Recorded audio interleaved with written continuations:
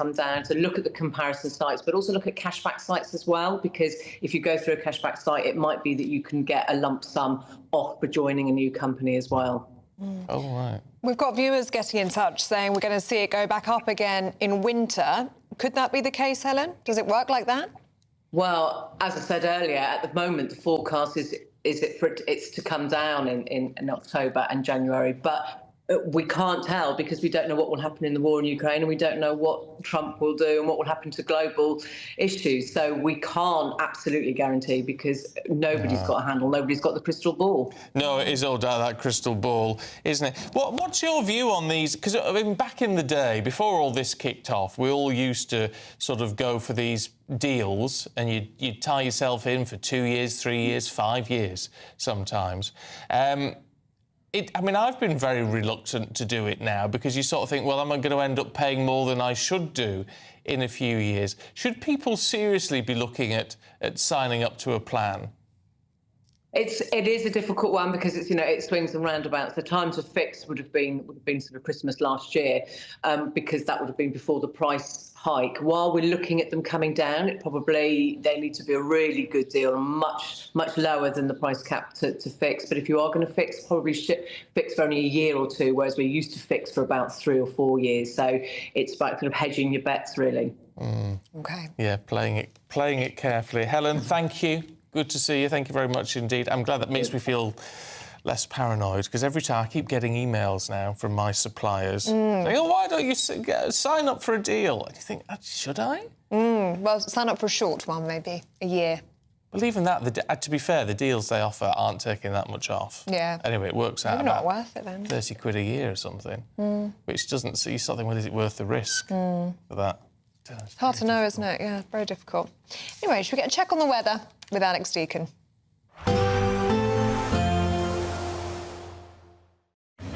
Even though we'll see a cloudy start, it'll be a bright outlook for the rest of the day. Boxed Solar, sponsors of weather on GB News. Morning. Yes, it's time for your latest weather update from the Met Office here on GB News. Another fine day for most today. It's a bit chilly out there first thing, and it will be clouding over in the northwest as we go through the day. Signs of a change for the bank holiday. Bit of mist and fog first thing, but that's also clearing away from the southwest. It's here where there is the chance of 1 or 2 showers this afternoon, but for the vast majority, it's a dry and a fine day. There's that cloud coming into Northern Ireland, which will be bringing some rain in from the west by the end of the afternoon. Temperature-wise, well, feeling pretty pleasant. Temperatures mostly a touch above average. After that chilly start, we'll get up into the low 20s. It will be a fine evening, by and large, across central and eastern parts. Still the small chance of the odd shower across parts of Somerset, Devon, Cornwall, perhaps Dorset and Hampshire as well. But the vast majority here staying dry. It's not going to stay dry, though, in Northern Ireland. There's that cloud and rain trickling in, turning damp by this evening's rush hour for many. And that rain just by 5 or 6 o'clock creeping into the west coast of Scotland as well. Much of the rest of Scotland, though, dry and fine, but temperatures falling away quite sharply this evening. Before actually temperatures then start to rise later in the night as the cloud and the rain track in. That rain will be trickling across most places by the time we get to dawn tomorrow. Welcome rain, of course, by farmers and gardeners. It has been a very dry month. Rain could be heavy in places as well. And look at the temperatures overnight tonight, much milder than the night just gone. Many places staying in double figures. On to the weekend, and yes, the bank holiday weekend likely to start pretty dull and damp with outbreaks of rain and drizzle for most, some heavy bursts of rain too. But the main area of rain does shimmy out into the North Sea, so it should turn drier and brighter for many. Always the likelihood of more cloud and showers coming into western areas through the day. Temperature-wise, we're high teens, low 20s. It's going to be more showery through the rest of the weekend as well. Goodbye. Expect a warm front, moving from the kitchen right through to the rest of the house. Boxed Boilers, sponsors of weather on GB News.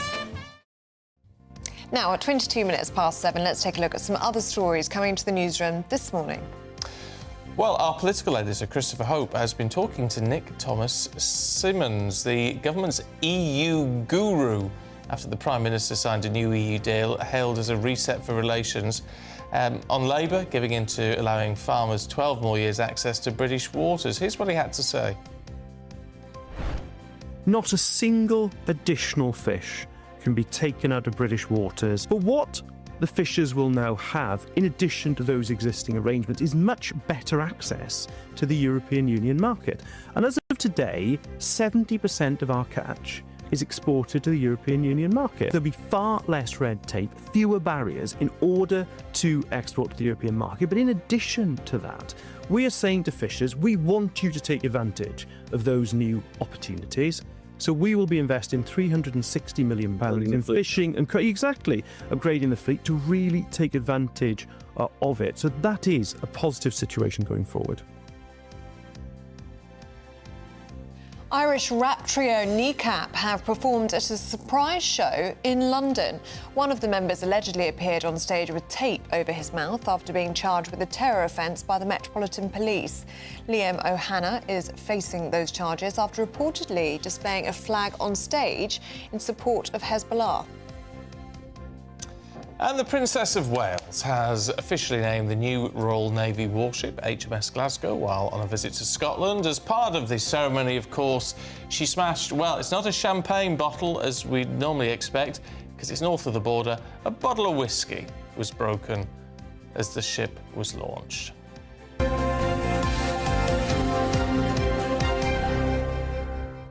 We don't see it that much these days. We don't seem to launch as many ships. I name this ship...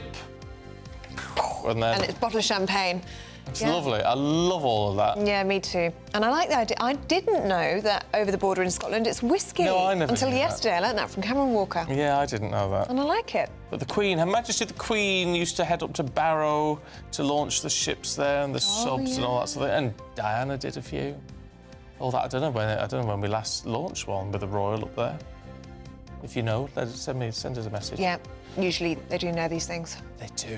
The locals will know. Yeah, but it's just a lovely, lovely thing, and especially for all the people. My grandparents used to work in the shipyard and what have you, so yeah, they all gathered round to see their work launched. It's it must be such a proud moment watching a ship be launched that you took part in. And there's amazing pictures of the Princess of Wales. Look at all these hundreds of people that stood by the ship, and she looked beautiful in her nautical colours. She was in a blue suit, wasn't she, with white edging? She looked gorgeous. I know you'll be buying one of those. I will. I liked it. That's the first thing I said to you when I sat down. I said, didn't she look amazing? Here we are. We've got some pictures now. I mean, she's just stunning, isn't she? This is what she does best. It's just, I thought it's a little bit of a shame that Prince William, I mean, he's going to be the king and he has to play second fiddle to his wife. Maybe that's married life for you. I think they're a good team. Look, side by side. Even if she got to, you know, take that, the glory moment. Yes, they were there together, which is lovely. Very good. They do us proud, don't they? They do. It's lovely. It's traditional ceremony. I like it. Talking of all things alcoholic, though, still to come, we're going to be debating, should drunk plane passengers actually get banned from flying? I'll tell you more in a minute. Westminster, the ultimate clique. And you're fighting like rats in a sack. But here on the Camilla Tominey Show, we ask the questions the establishment media is too scared to ask. OK, let me ask you a straight question, because I know you're a straight-talking politician. Whether it's net zero, illegal immigration or law and order, nothing is off limits. You had the power then. Yeah, as I and say, now you've lost it. That's the Camilla Tominey Show, a politics show that's fearless. But no, let me finish my question if you don't mind, because it is my show. Sundays at 9:30, only on GB News, the People's Channel, Britain's news channel.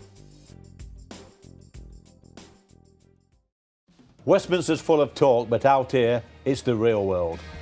Am I allowed to talk then? No, that's it. This is where it matters, real people and real lives. That's what politics is all about. The fact is Trump made a good start. No. Straight answers, no spin, and just a couple of pints. How many fingers have I got up? About 10. So join me for Lee Anderson's Real World every Friday at 7 p.m. only on GB News. The People's Channel, Britain's news channel. From the school run to the home run, watch a new show for all of Britain. He can say whatever he wants. A straight-talking show where all voices are heard. And, you know, when are we going to stop talking about smashing the gangs and actually do it? With the stories that matter from every part of our country. There's a bit of a crash landing there for your Chancellor. Bold, fearless and standing up for you. That's me, Martin Dordme, 3 p.m. till 6 p.m, weekdays, here only on GB News. The People's Channel, Britain's news channel. No matter the state it's in, this is our nation. Join me, Jacob Rees-Mogg, for a genuine, honest discussion on where we have been, where we are going, and where we are with the people who set the direction. That's State of the Nation every Monday and Tuesday at 8 o'clock. Only on GB News, the People's Channel. We're proud to be GB News, the People's Channel. And as you know, we always love to hear your views. Now, there's a new way of getting in touch with us at gbnews.com/yoursay. By commenting, you can be part of a live conversation and join our GB News community. You can even talk to me, Bev Turner, or any of the members of the GB News family. Join me, Nana Akwe, for an informative, interactive news programme with a difference. It's fun. No, he didn't say that, though. I'm so surprised. I think there's an element of truth to that. Join me from 3 p.m. every weekend, only on GB News, Britain's news channel. I'm Christopher Hope. From pop stars to politicians, I'll interview anybody in a pub who's got a political opinion. Join me every Friday on Spotify, Apple Podcasts, YouTube or gbnews.com, or wherever you get your podcasts. This is GB News, the People's Channel.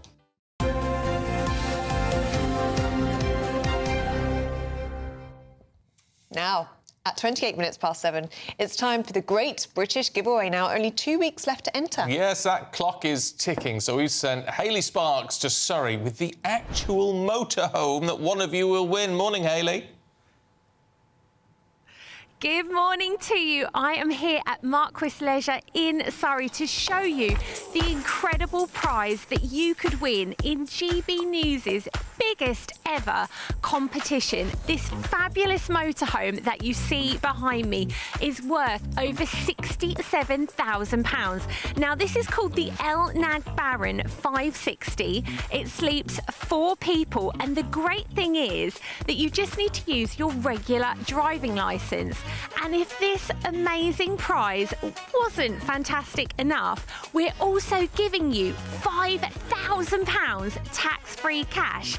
Now, you could spend that to insure the vehicle, perhaps you just want to pop it in the bank for a rainy day, or perhaps you want to spend it on your first Great British Getaway. Now, come and have a look inside. I really want to show you around because this motorhome is gorgeous. Look at the master bedroom here. You've got so much storage. It really is kitted out with absolutely everything you need. Fridge freezer here, a fully equipped kitchen. Behind this door is your bathroom. And if you're thinking, Hayley, you said this sleeps 4 people. Where do the other 2 sleep? Now, let me show you this magic. With a touch of a button, look what happens. How cool is this? Imagine if you've got the kids with you. They would just have so much fun sleeping up there. Then with a touch of a button, the technology is incredible. It just goes back up. And then down there, we have got the lounge area, again, that seats 4 people. So whether you're having breakfast, lunch, dinner, travelling around the UK, you can have so much fun here. But as the guys said back in the studio, remember, you're running out of time. Only 2 weeks left to enter. Now, the combined prize value is worth over £72,000. And I really don't want you to miss out. So here are all the details that you need to enter. Good luck. For another chance to win the lot, text WIN to 63225. One entry costs £2.50 plus 1 standard network rate message. Or text BONUS to 63225. 5 entries cost £5 plus 1 standard network rate message. Go to gbnews.com/win. Entries start at £2.50. Call 0903 686 3232. Calls cost £2.50 plus your network access charge. Or post your name and number to GB13 PO Box 8690 Derby DE1 9TT. UK only. Entrance must be 18 or over. Lines close at 4 p.m. on the 6th of June. Please check the closing time if listening or watching on demand. Good luck.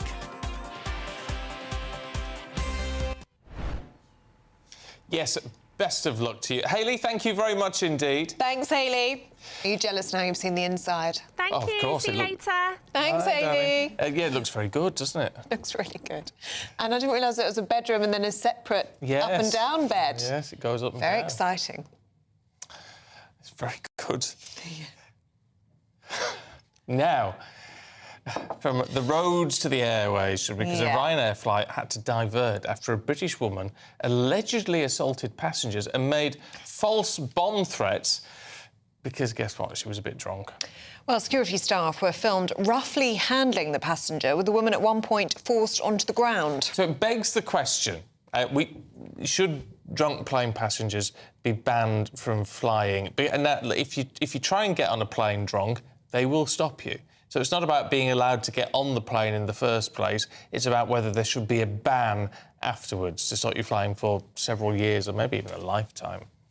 Well, we're joined now by journalist and broadcaster Sally Mitchell and lifestyle commentator Steve Miller. Morning to you both. And Steve, I know you'll have a view on this one. What do you think?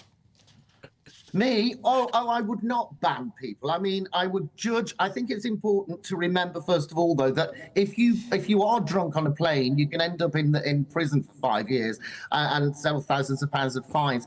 But I would not ban automatically, because I think you've got to judge the conduct of the passenger rather than if they're drunk. So, for example, someone could get on a plane and then have another drink or two and you know, even sleep, and their snoring might irritate you. But do they really deserve to be banned? Don't get me wrong, if someone is violent on a plane or creates a safety issue on a plane, then yes, I can understand the ban. But an automatic ban, especially for life as well, just seems well over the top. And I also think a ban should not be for life. It should be, you know, a certain amount of time and then it's spent. OK, Sally, what do you think? Because let's be honest, there are lots of drunk people on planes. It's just that most of them behave themselves. Yeah, absolutely. And I totally agree. If that's the way you want to get through your flight and you just want to have a little snooze and you're quiet and contained, amazing. But this passenger wasn't. She threatened people. She caused quite a rumpus and frightened an awful lot of people. And I think that behaviour really is not tolerated, shouldn't be tolerated. And we deserve as passengers to be protected from that sort of situation. I don't want to sit on a plane like that, and I don't want the worry that when I book my flight that sort of behaviour could happen. I'm just not prepared to do it. So yes, she needs to be banned. But there's a difference, Sally, isn't there, between those people who are causing safety issues and being really abusive, but those, you know, or the loud hen party or stag do or whatever. And we've all been on planes with those, and it's a pain in the neck, but it's not bannable, is it? No, if they behave, but we're not talking about good behaviour. We're not talking about people who have one too many in the duty-free lounge and get on the plane. We're talking about people who endanger people's safety on an already quite dangerous, aircraft. It's just not acceptable and shouldn't have to put up with it. So, Steve, do you think we need to be looking at a ban for violent people on planes rather than drunk people on planes? Yes. I think that, and the one thing I love about GB News is common sense. Let's use our common sense. If someone's threatening other people, they should be banned. If someone's jeopardising safety, they should be banned. But here's another question. If we're saying people get on a plane, they might have had a few in the lounge anyway, because let's face it, your holiday starts when you get to the airport. You get on the plane, you've had a few, and the airline staff know this. So there's an argument, should we not be serving alcohol in the air? Because actually, I think that is when it probably crosses a line, you know, into generating bad behaviour. The other thing is, if we're going down this route of if you are drunk, what does that actually mean? And also, how are you going to measure it as well? Are we going to suggest, you know, airline staff should be able to have breathalyzer kits on the aeroplane? That would be ludicrous and ridiculous. So I say, let's apply common sense. You know, if someone's violent, someone's threatening safety, yeah, ban them. But generally speaking, no. I think if people have had a few and they're a bit tipsy, a bit squiffy, start of the holiday, innit? Yeah, well, I think you both agree, really, on that one. Sally, Steve, as you say, common sense prevails. Good to see you both. Thank you very much indeed. Thank you. Yes, you've got a hen do coming up, another one, haven't you? I do. I've got my own hen do in 2 weeks' time, yeah. And I'm a bit nervous about what they're going to dress me up as. Yeah, I wouldn't want to be on the same plane. And be on the flight, yeah. Because that'll be... I'm a bit worried about that too. Yeah, it'll be loud. It will be loud, yes. You could get banned. Well, no, because we're not violent or aggressive. Just loud. And we are loud. Gobby. I'll give you that. Yeah, we're from Essex. This is what we do. I know. I did invite you. He said no. No, I'm going on a hen do. I mean, no offence. I'm going on the You're stag very do. welcome. I can't do both. But you are very welcome. I'll do both. Right, still to come, we're going to talk to the Shadow Crime Minister, Matt Vickers, see what he has to say about the Chagos deal. But first, Spurs is celebrating today after its Europa League win. It's a parade through North London. 100,000 people expected to be in attendance. We're going to get all the details on that next.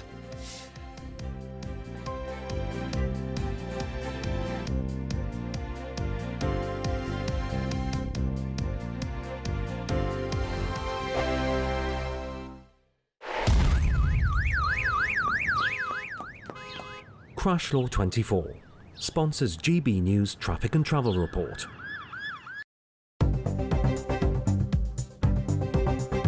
Good morning, this is the latest AI travel news from gbnews.com. Currently, the M8 eastbound Junction 7 off-slip is restricted due to a broken down vehicle. Motorists should exercise caution and allocate extra travel time. The M4 westbound from Junction 30 Cardiff Gate to Junction 32 Corriton is closed for planned maintenance with diversions in place. The A3M southbound entry slip at Junction 2 is affected due to an accident involving an overturned vehicle, closing all lanes. Motorists should expect delays as normal traffic conditions resume around 2 this afternoon. For more travel news, go to gbnews.com.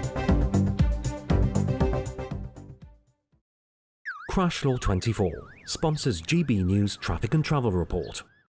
Westminster, the ultimate clique. And you're fighting like rats in a sack. But here on the Camilla Tominey Show, we ask the questions the establishment media is too scared to ask. OK, let me ask you a straight question, because I know you're a straight-talking politician. Whether it's net zero, illegal immigration or law and order, nothing is off limits. You had the power then.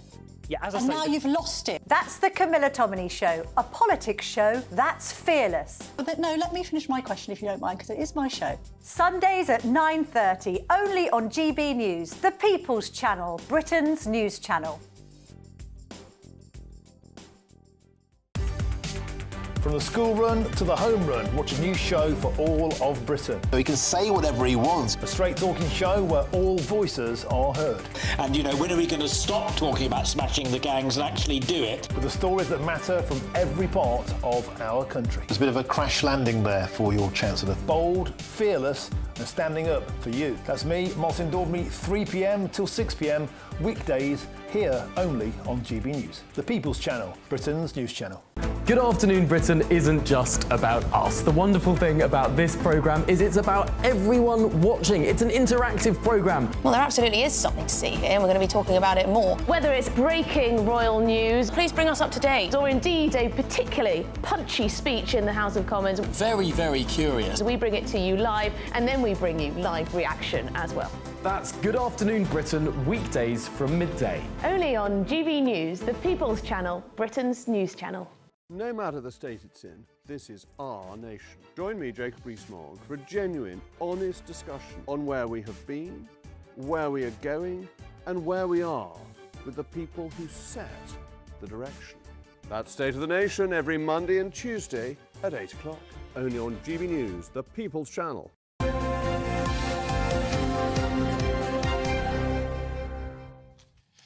Right, it is 41 minutes past 7. Should we have a bit of politics for you this morning and talk to the Shadow Minister for Crime, Policing and Fire, Matt Vickers? Good morning.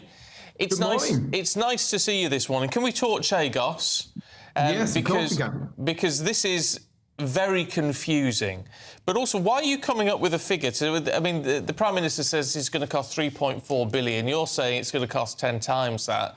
But you're tying in inflation with that figure, which doesn't make any sense. It's in £101 million a year over 99 years. That's a hell of a lot more than 3.4 billion. But we've heard several numbers from the government on this. This is the nearest guesstimate that's been come to. But yeah, 101 million, whatever it is, it's the wrong deal. It's a deal that shouldn't be going ahead. We're literally giving something back and then paying to lease a military base. It's insane. 1 million pounds a year. Imagine what you could be doing with that money. Mm. But Mr Vickers, didn't the Tories start these negotiations? Didn't you open this can of worms to start with? Not at all. You have It started under the Foreign Secretary Liz Truss. We have dialogues with countries across the globe who ask lots of things at lots of times. We would never have gone in with this. It was just not a thing. It's a bad deal for Britain. When Labour negotiates, Britain loses. We've seen it with Chagos, this absolutely ridiculous deal that is going to cost the taxpayers of the UK a fortune. We've seen it with the EU negotiations that are underway. We've seen it with the India trade deal that's seen British companies paying British workers being taxed to the eyeballs, whilst Indian workers are getting tax breaks. It is utter chaos. When Labour negotiates, Britain loses. I think Starmer just finds himself on the wrong end of the negotiating table. It's a disaster.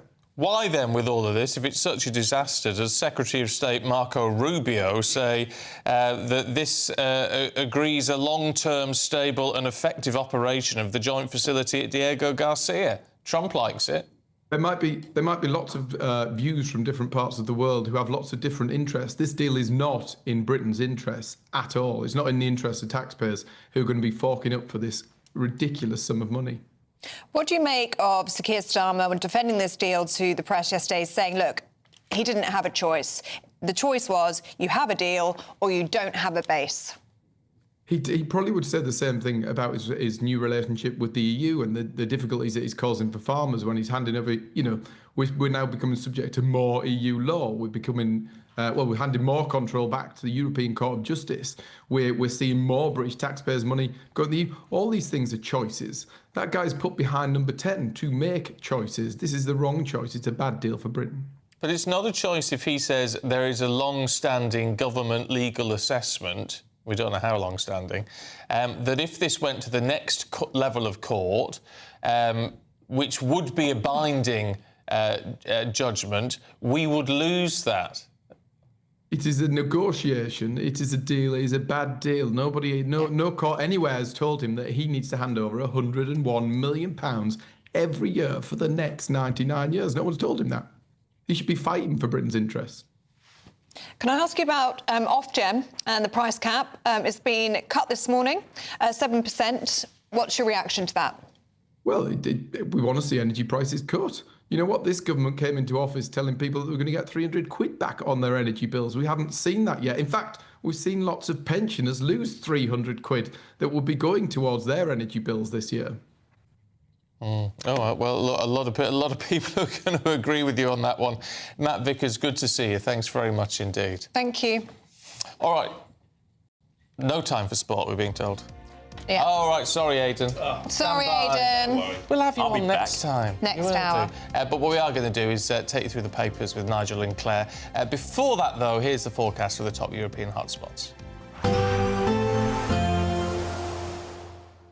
Can't wait to get in that sea. Lovely and warm. Just like the feeling of having great travel insurance. All Clear Travel Insurance sponsors GB News Travel Destinations Forecast. There's the chance of a little bit of light rain in Sicily over the course of the weekend. Small chance of some showers in Mallorca as well. Plenty of sunshine for Greece. That should continue for the next few days. We've seen some wet weather across Croatia recently, but the showers here are also clearing. There's that thicker cloud and patchy rain that may affect Sicily. 1 or 2 showers for Mallorca and Menorca. Small chance of a shower or 2 in southern Spain as well, but generally Spain and Portugal and the Canaries set fair with plenty of sunshine for the next few days. All Clear Travel Insurance sponsors GB News Travel Destinations Forecast. We're proud to be GB News, the People's Channel. And as you know, we always love to hear your views. Now, there's a new way of getting in touch with us at gbnews.com/yoursay. By commenting, you can be part of a live conversation and join our GB News community. You can even talk to me, Bev Turner, or any of the members of the GB News family. Good afternoon, Britain. Weekdays from midday.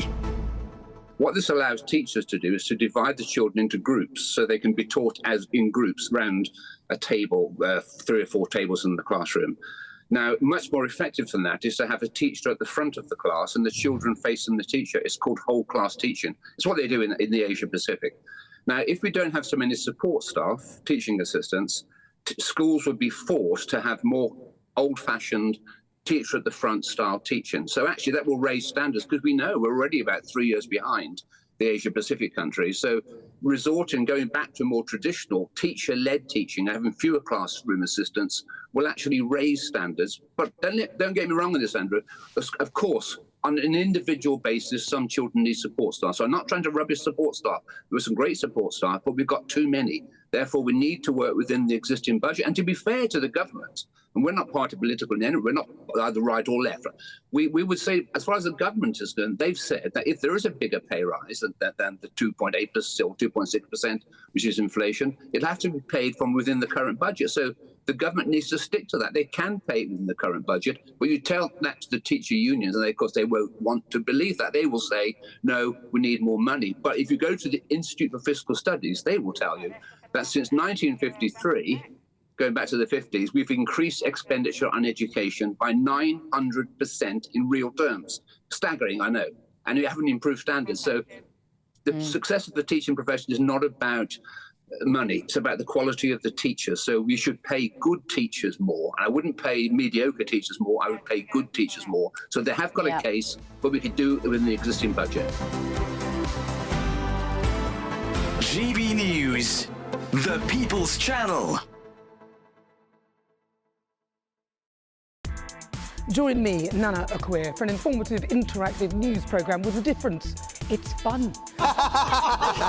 No, he didn't say that, though. I'm so surprised. I think there's an element of truth to that. Join me from 3 p.m. every weekend, only on GB News, Britain's news channel. I'm Christopher Hope. From pop stars to politicians, I'll interview anybody in a pub who's got a political opinion. Join me every Friday on Spotify, Apple Podcasts, YouTube or gbnews.com, or wherever you get your podcasts. This is GB News, the People's Channel.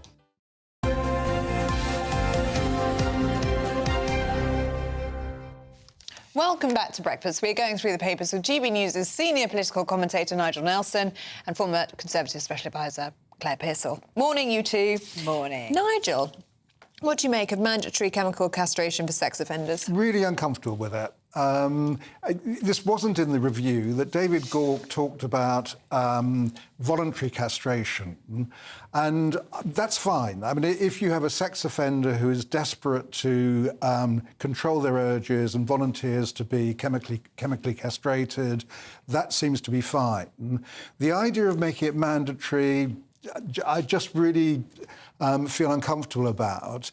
And so do medical professionals, the ones who actually prescribe this. They're saying, no, this is not the right way of doing it. So Why does it make you uncomfortable? I think that because it's the mandatory aspect of it, that there's a whole host of things come into that. What if you make a mistake? It's not a permanent thing. No, I appreciate that, but you're still doing something to somebody who may turn out to be innocent. It's got a sort of feel of a... It's only removing a few urges, though. It's not like it's physically damaging anybody. No, but if you're making it mandatory, it's got the feeling of a totalitarian state behind it, and I think that's what makes me feel this would be a step too far. Claire? My concern, slightly on the other end of the scale, is that if you are reliant upon sex offenders to take drugs regularly, on time, for an extended period of time, how are you going to police that? How are you going to enforce it? How are you going to make sure that that's actually being kept up? And I don't think that that's going to work. And it's quite interesting that places like Prague have a clinic where they offer a permanent castration of sex offenders, and people actually voluntarily go and have a surgical option rather than the chemical option. I wouldn't like to see that necessarily advocated in this country. I think that's probably a step too far, but it's quite interesting that conversation, that we're way behind the curve when it comes to these kind of treatments. Right, let's talk about ghost towns. Claire, this is in The Sun this morning. Parts of the country becoming ghost towns with our high streets falling apart. Everybody says that. Everybody looks at their local high street, and the majority of them don't look very attractive, boarded up. There's a lot of antisocial behaviour. And there's either sort of fast food shops or charity shops or vape shops that people talk about. But then you delve into the details as to why that's happened. Shopping habits have changed. Well, exactly. We like to go to out-of-town shopping centres. We like to order a lot online and have it delivered. And also councils then don't make it attractive for shopkeepers because the rents are very high, taxes are very high, parking charges, that puts people off of going. So I think that we need to look at our own behaviour. Councils also need to look at how they could make it more attractive for those shops. How do you encourage people back? Yeah, it's fine. You can make it as attractive as you like. Yeah. People aren't doing it. The fact that banks, libraries and pharmacies and public toilets are going, replaced by vape shops, which people use, bookies that people use and takeaways that people use. So what are you going to do? You get a high street with, say, 10 bookies along it, which is what I've seen. Well, you do if people are using it. Well, it depends who's using it. I mean, the trouble is a lot of these are in deprived areas, which is the worrying bit. And one of the things that Boris Johnson was trying to do with levelling up was to correct that. It didn't work. But, I mean, it's because a lot of places through the country need regeneration, haven't been, that it's descended into this. I just think we need to kiss goodbye to the traditional high street. And that's the problem. That's so sad. It is sad. But you see those shops trying to open up again. If people just don't use them, and the minute they close, everybody moans about it. But when you point out when was the last time you used it, and they say, maybe didn't really go well, in. maybe they just need to change then. So community hubs, and it needs to be your coffee shops, your restaurants, your cafes, your bakeries, things that people just go and eat and be together and have a drink. And that's where the councils then come in to have a look at how flexible they can be with rents and rates. Because we'll always need to eat and drink. We can't do that online. More importantly, we could be going to New York in 45 minutes. Yes, we could. This is a new futuristic hypersonic airliner. So once you actually book in, 1.5 hours, book in on the plane, and you're off in New York. Wow. It would take me actually less time to get to New York this way than to the GB News studio. I mean, heck. So it'd travel at 5,600 miles an hour. Well, bear in mind, Concorde got you there quicker, and we got rid of that. Yes, yeah, and that was about 5 hours, wasn't it? Wow. Well, 3 hours. 3 hours. How much it's going to cost? I don't care. Oh, no, 45 minutes. I'm with you, don't worry. Just popping to New York for lunch. You'll be the first on the plane. Right, thanks both. To you See you later. Here's the weather.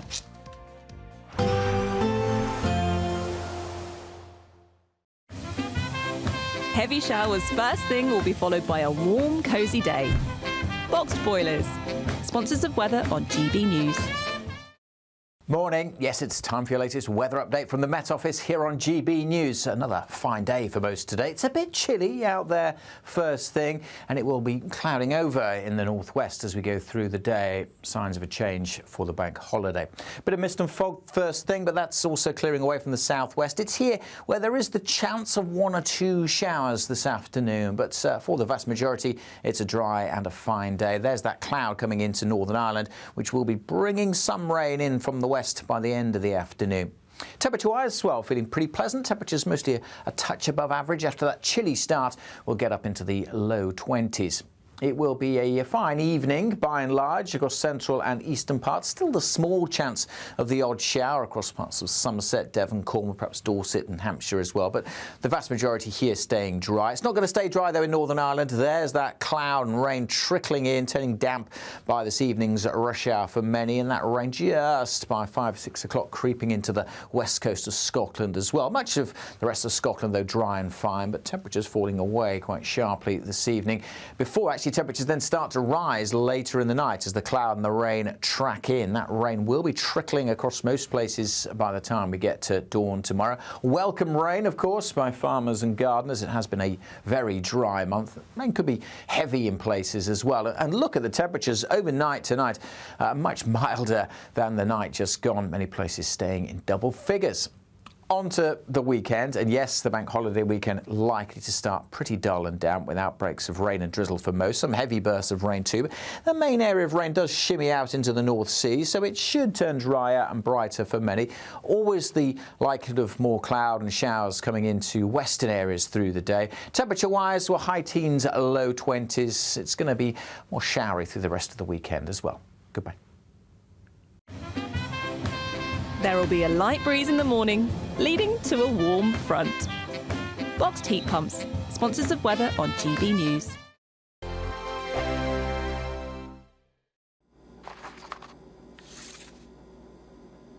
Crash Law 24 sponsors GB News Traffic and Travel Report. Good morning. This is the latest AI travel news from gbnews.com. The M8 eastbound at Junction 7 off-slip is restricted due to a broken down vehicle. motorists should approach with caution and allocate extra travel time. Delays are noted on the westbound segment of the M4 between junction 30 at Cardiff Gate and junction 32 at Corriton due to structural inspections. Road closures are in effect with diversions. In Cheshire East, the M6 northbound is partially closed between junctions 16 and 17 due to a road traffic collision. 2 out of 4 lanes are closed, resulting in about 20-minute delays.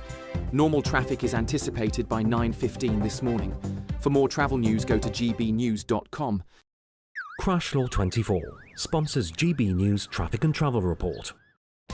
You could be driving away with this brand new Elneg Baron 560 motorhome. It comfortably sleeps 4, comes with sky roof, integrated kitchen and bathroom, and is worth over £67,000. And that's not all, as we'll also give you a further £5,000 in tax-free cash to make sure that wherever this motorhome takes you, it takes you there in style. For another chance to win the lot, text WIN to 63225. One entry costs £2.50 plus 1 standard network rate message, or text BONUS to 63225. 5 entries cost £5 plus 1 standard network rate message. Go to gbnews.com/win. Entries start at £2.50. Call 0903 686 3232. Calls cost £2.50 plus your network access charge. Or post your name and number to GB13 PO Box 8690 Derby DE1 9TT. UK only. Entrance must be 18 or over. Lines close at 4 p.m. on the 6th of June. Please check the closing time if listening or watching on demand. Good luck.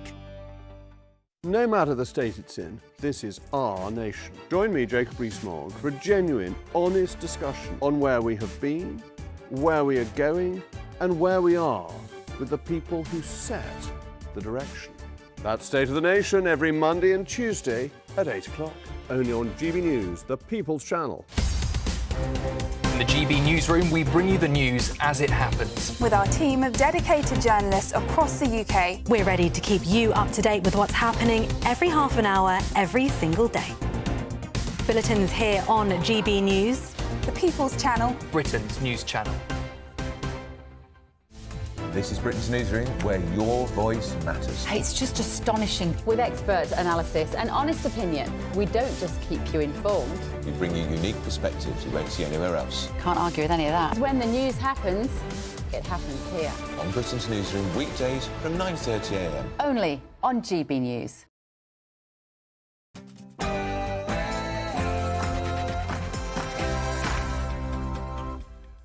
Good morning. The Prime Minister is accused of downplaying the cost of the Chagos Islands deal. Warnings that billions sent straight to Mauritius could amount to 10 times the government's estimate. Had to act now. Which camera? Because the base was under threat. And if Mauritius took us to court again, which they certainly would have, the UK's long-standing legal view is that we would not have a realistic prospect of success.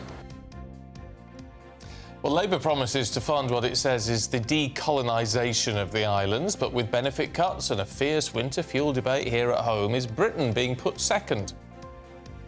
Well, I asked the Prime Minister why they can afford this when they can't afford to support people with disabilities. His answer to me was, I have to put keeping Britain safe first. I'll tell you more about what he means about that shortly. A man is charged with first-degree murder after 2 Israeli embassy staff were killed in Washington, with Benjamin Netanyahu blaming a rise in anti-Semitic rhetoric from Western governments. A GB News exclusive reveals security insiders are worried that people smugglers are taking greater risks with migrants' lives as small boat arrivals reach a record high. Breaking news this morning, Ofgem announces energy costs will fall for millions of people from July as the price cap drops by 7%. But the Energy Minister says the government wants to go further. We're really clear that we have to continue the work of getting bills down for good. And the only way we're going to do that is to break our reliance on global fossil fuel markets we have no control over. Radical changes to prison sentences could see violent offenders freed even earlier. Would public safety be compromised? Our political editor spoke to the former Justice Secretary, David Gauke. Rather than prisoners who are currently being released 40% of the way through the sentence, they should be released a third of the way through their sentence if they have behaved, stuck by the rules. The Princess of Wales officially names the new HMS Glasgow, with Prince William playing the supportive husband. We'll have all the details shortly. And could Britain's caves uncover a world of hidden crime? We dive into the intricate system that could hold the key to some of Britain's most famous murder cases. Good morning. Tottenham Hotspur are expecting crowds of up to 100,000 fans when they parade the Europa League trophy on a route near their stadium this evening, and beaten finalist Manchester United are reportedly keeping faith with manager Ruben Amorim. Pretty cold out there this morning for this time of year, but it's going to be another fine day by and large. But the weather is on the change for the bank holiday weekend. Find out all the details for today and tomorrow by joining me later for a full forecast. It's just gone 8 o'clock. I'm Stephen Dixon. I'm Ellie Costello, and this is GB News Breakfast.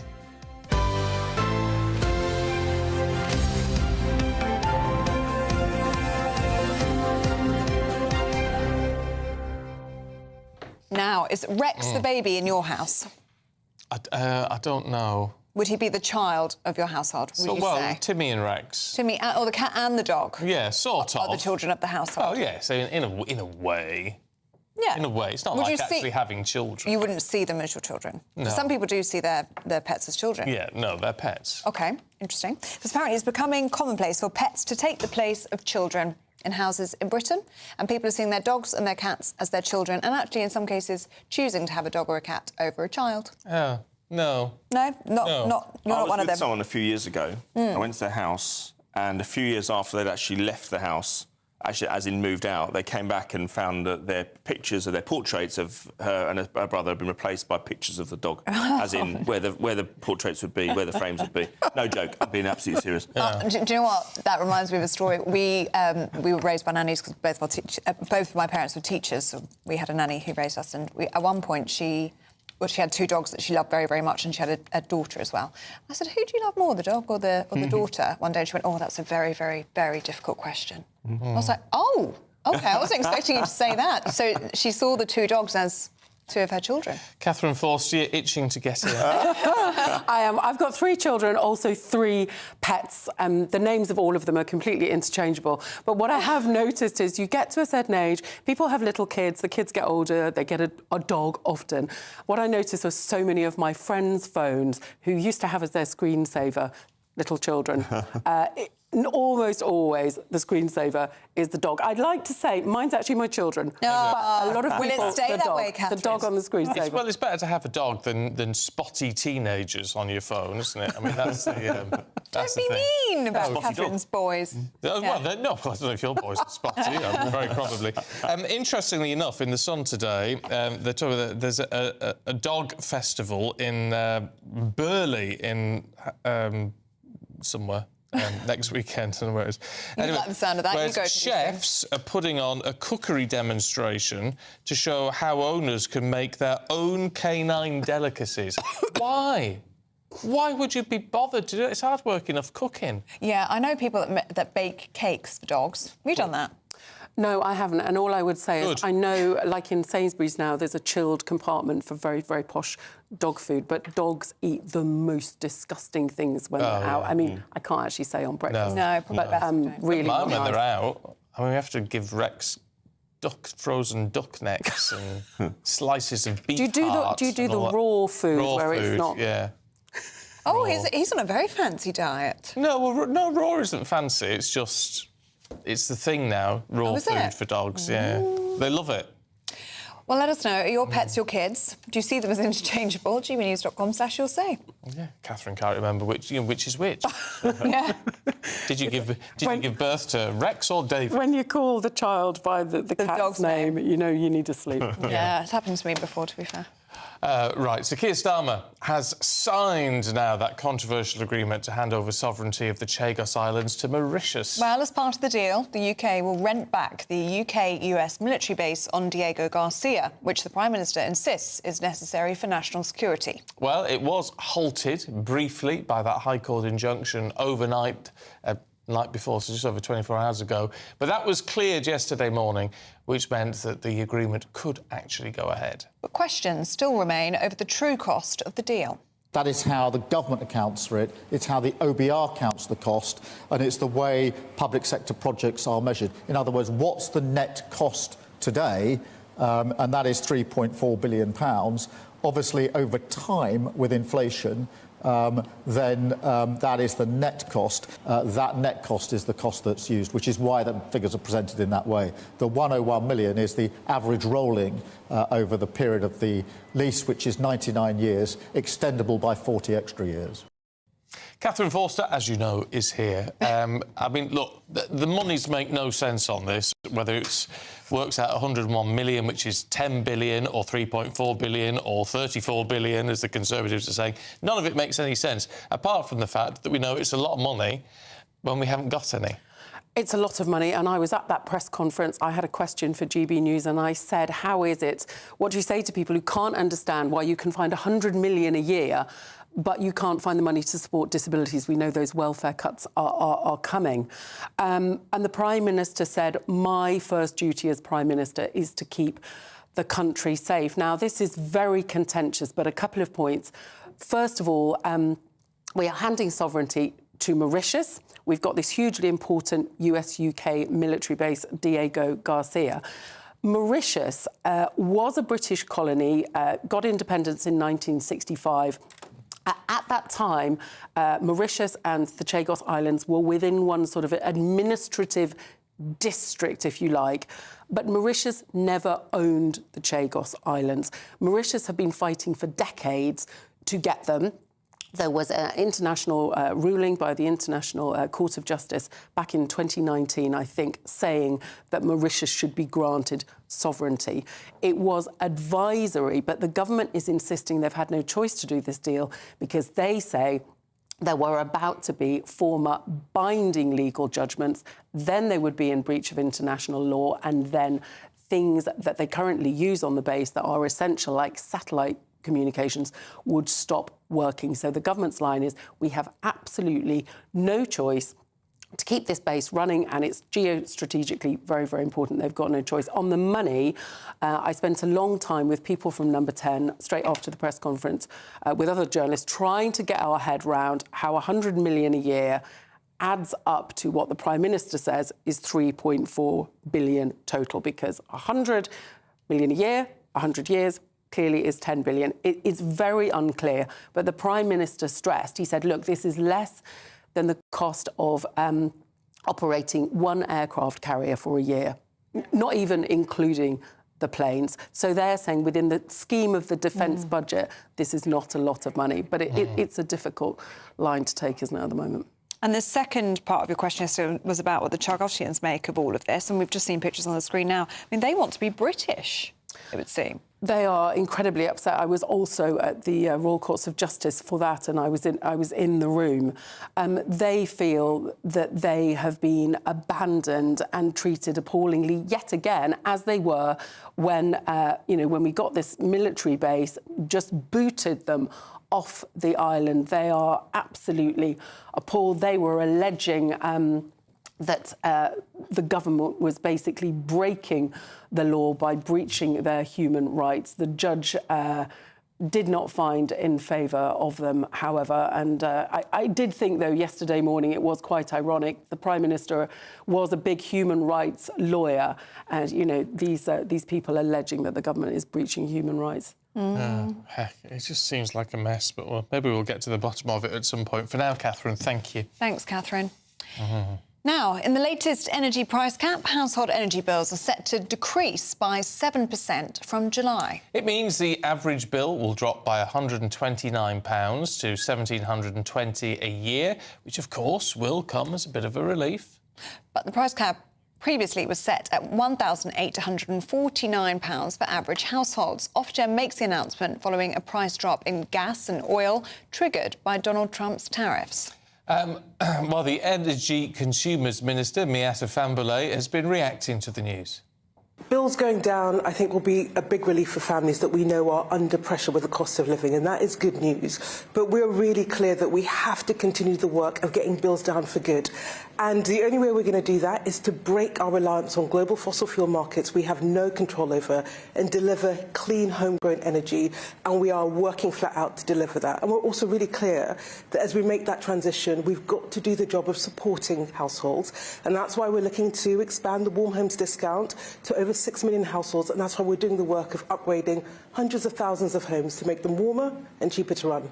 We know that the big drivers of prices going up and prices coming down are wholesale prices, and so we know it's been a warm few months, so demand for energy is lower, and that's the thing that is driving down bills. But look, for families who are trying to plan their finances, relying on volatile market is not good enough, which is why we absolutely have to keep sprinting to deliver clean power by 2030. We're joined now by consumer journalist Harry Wallop. Good to see you this morning, Harry. And what do you make of this?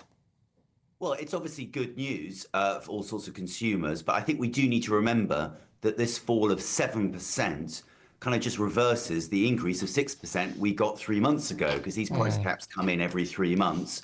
And indeed, energy bills, even after this price cap fall, when it kicks in July, energy bills will be 10% higher than they were a year ago. We seem to be trapped into this, this new world where we are just going to have to pay an awful lot for our gas and electricity. So I would urge everyone to shop around. You need to go out there and find a fixed price energy tariff if you can. Because remember, the price cap was only ever designed as a safety net to sort of help those people who never shopped around in the era when suddenly, energy prices were going up.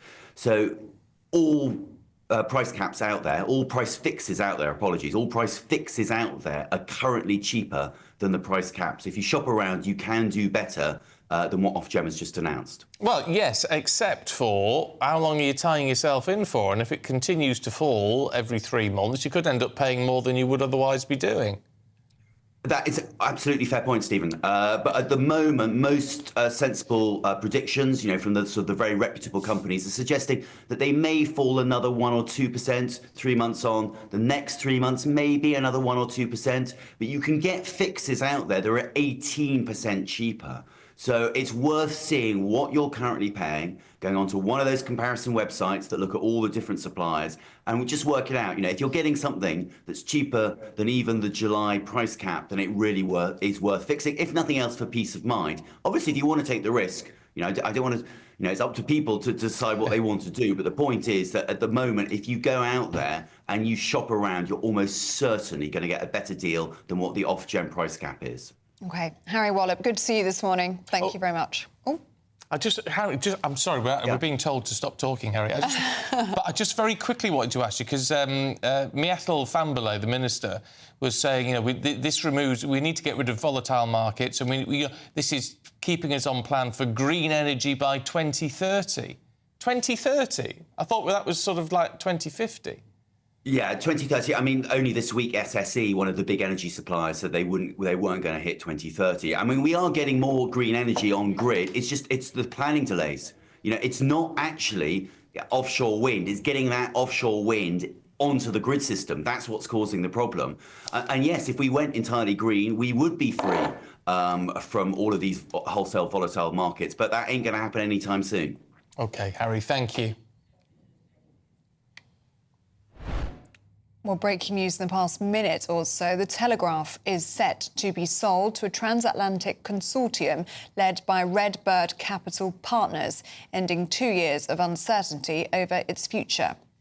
Jerry Cardinale, founder of the US private equity firm, has signed a preliminary deal worth £500 million to take control of the Telegraph Group, which says it will deliver a significant investment in journalism. Well, the deal comes after the government blocked a previous takeover attempt by Redbird last year amid fierce political backlash over press freedom concerns. Yeah, so it's an interesting one. We'll get some reaction to that.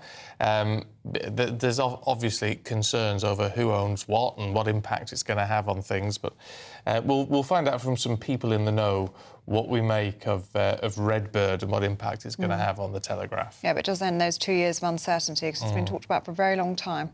Yeah, it has. Now, the backlash still going on after the government's Brexit reset, which allowed EU fishermen access to British waters for 12 years. Our political editor sat down with EU Minister Nick Thomas-Symonds for his political podcast. Here's what the Minister had to say. Not a single additional fish can be taken out of British waters. But what the fishers will now have, in addition to those existing arrangements, is much better access to the European Union market.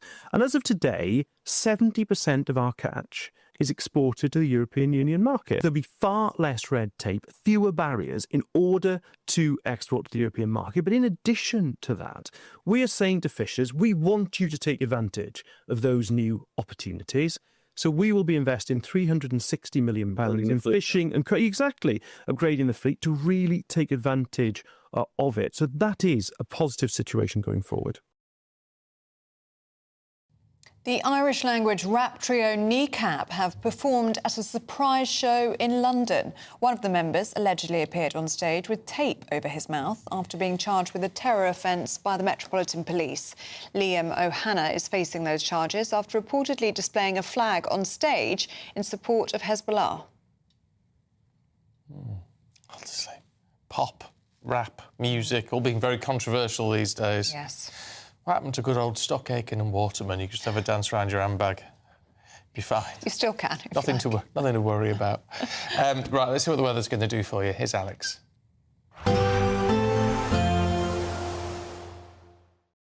Expect a warm front, moving from the kitchen right through to the rest of the house. Boxed Boilers, sponsors of weather on GB News.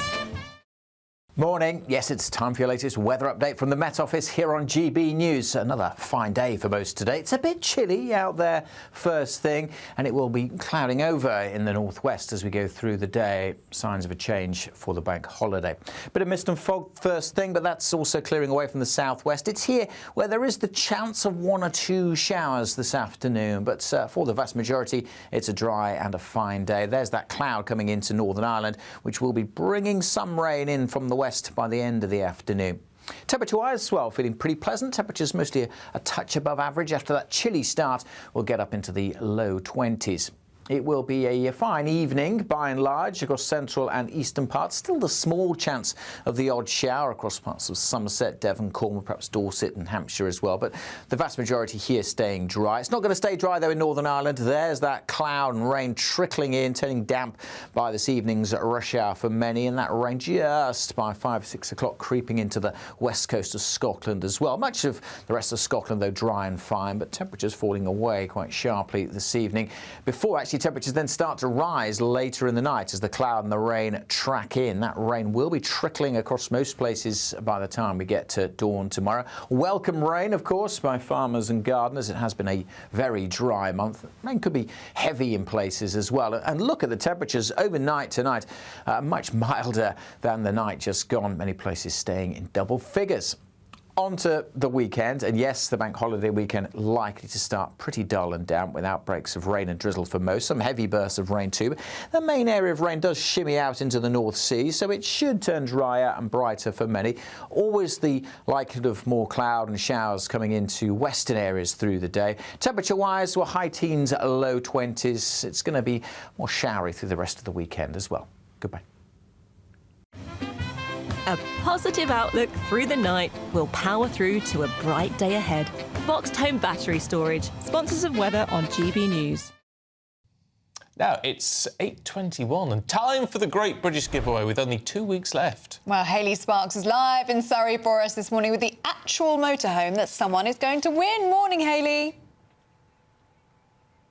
Good morning. I'm here at Marquis Leisure. Don't mind me relaxing in this fabulous motorhome that you could win in GB News' biggest ever prize.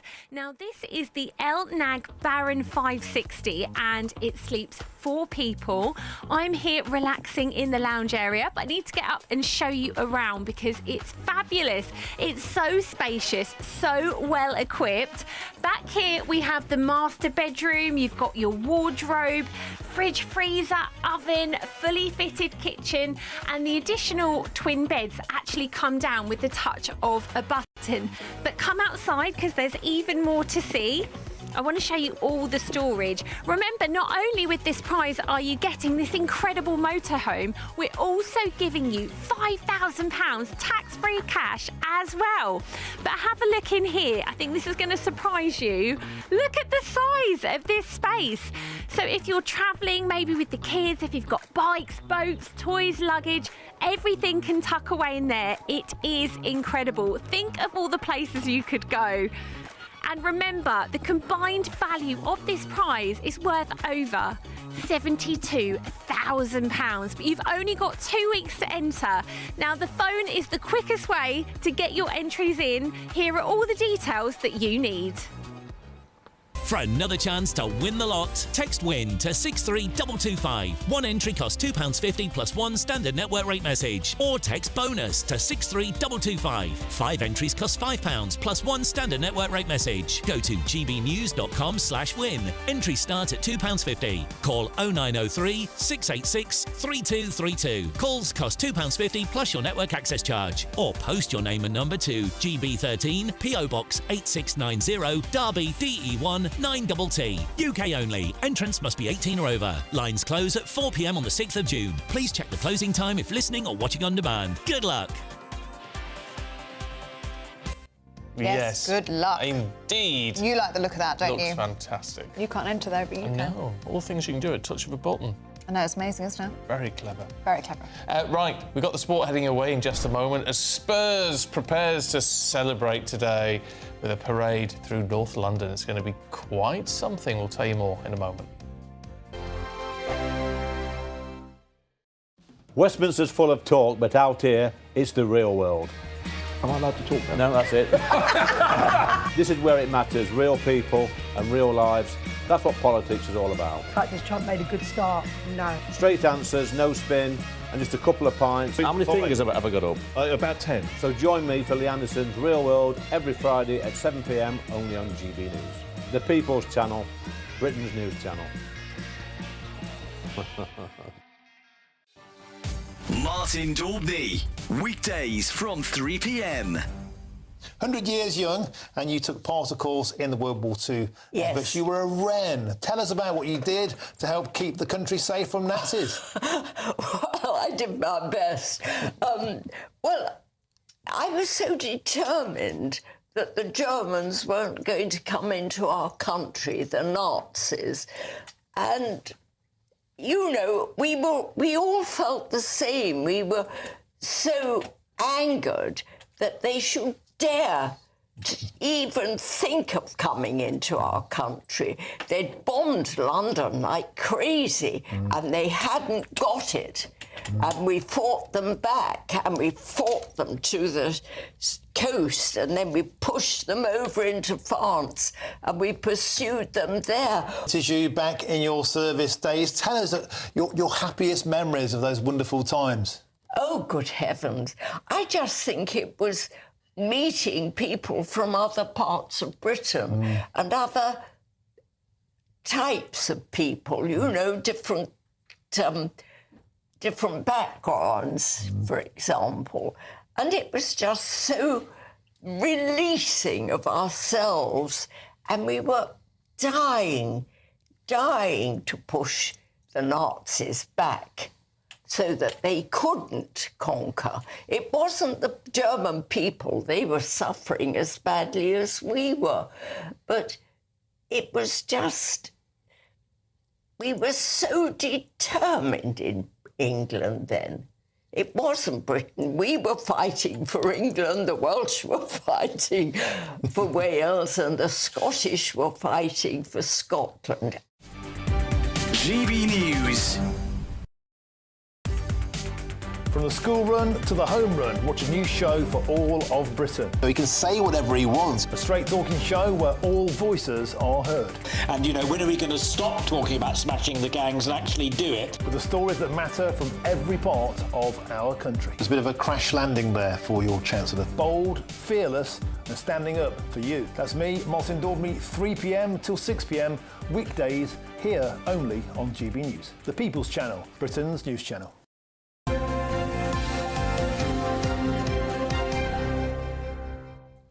Welcome back to Breakfast. It's sports time. There's a big parade today, isn't there, Aidan? Absolutely. 17 years in the making. Tottenham won their last trophy in 2008, and why shouldn't they celebrate winning their latest one or their next one? Worth the wait. 2 nights ago in Bilbao, they beat Manchester United by a goal to 0, scored by Brennan Johnson. We're expecting 100,000 people this evening. It starts, if we can see the graphic, at Edmonton Green, heading all the way down the high road. If anyone knows the area, Seven Sisters is the tube station. It's a couple of miles walk to the stadium, much to the annoyance of lots of away supporters. And then it bends around to a stage outside the stadium itself, a stadium, of course, which was built for nights like this and opened in 2019. I believe Paul Coit and Charlie Peters is going to be there later on. And fair play to Tottenham. I mean, what happens now with Ange is the question. I mean, he said, I will win a trophy in my second season. He said, I don't just usually win trophies in my second season. I always win a trophy. He's a man of his word, to be fair. Oh, absolutely. You have to hand it to him. And he delivered exactly that. When you consider all the guys before him, Conte,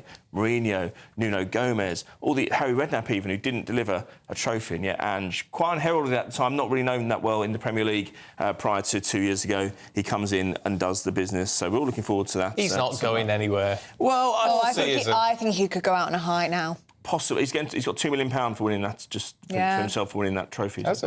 Yeah, it's not bad, is it? So he might decide Not that's bad enough. work. He'll get another job. But if you've got £100 million in the bank ready to spend on, I mean, it's no saying it will all be spent on players, but if you can strengthen the squad, maybe they'll play to his strengths the way he wants to play, and that could see a different Tottenham next season. But the decision, Stephen, to toss away the league, the Premier League, and not really put much emphasis on it, same as Man United did, it paid off for Tottenham in a way it didn't pay off for Manchester United. No, but Ruben Amorim is safe, apparently. It looks like he's going to be safe for the time being, which is peculiar because normally these clubs are reactionary.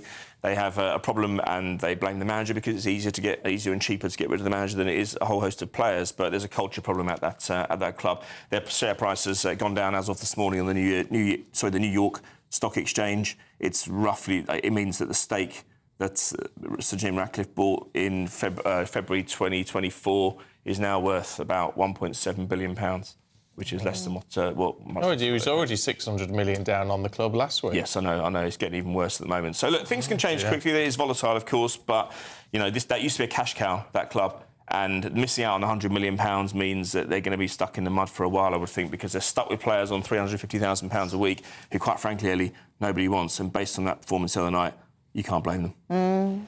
Should we look at the tennis? Yes, I'm excited about Jack Draper. He's been drawn to play, Bellucci.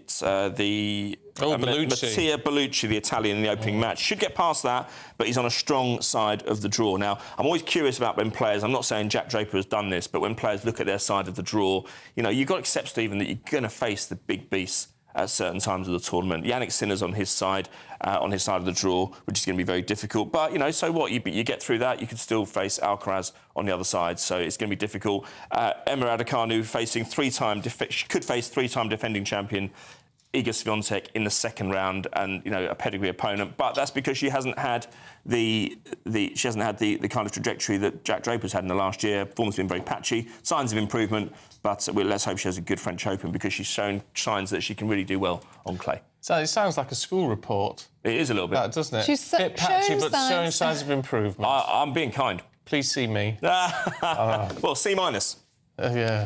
C-. Right. OK, Aidan, thank you very much indeed. Thank you, good to see you. Now, if you're travelling to work or school this morning, you might be running a bit late. Here's your traffic and travel update.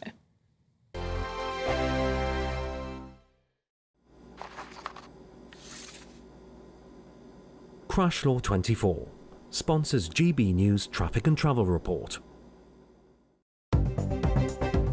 Good morning. This is the latest AI travel news from gbnews.com. The M8 eastbound junction 7 off-slip faces restrictions due to a broken down vehicle.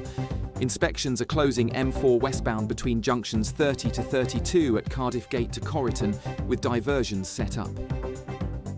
Vehicle fire on the A1 southbound in Nottinghamshire between A6075 and A46 closes one lane. Expect delays on M6 northbound in Cheshire East between junctions 16 and 17 due to a collision, with 2 lanes closed. An overturned vehicle has closed one lane on the A3M between junctions 2 and 3. For more travel news, go to gbnews.com. Crash Law 24 sponsors GB News Traffic and Travel Report.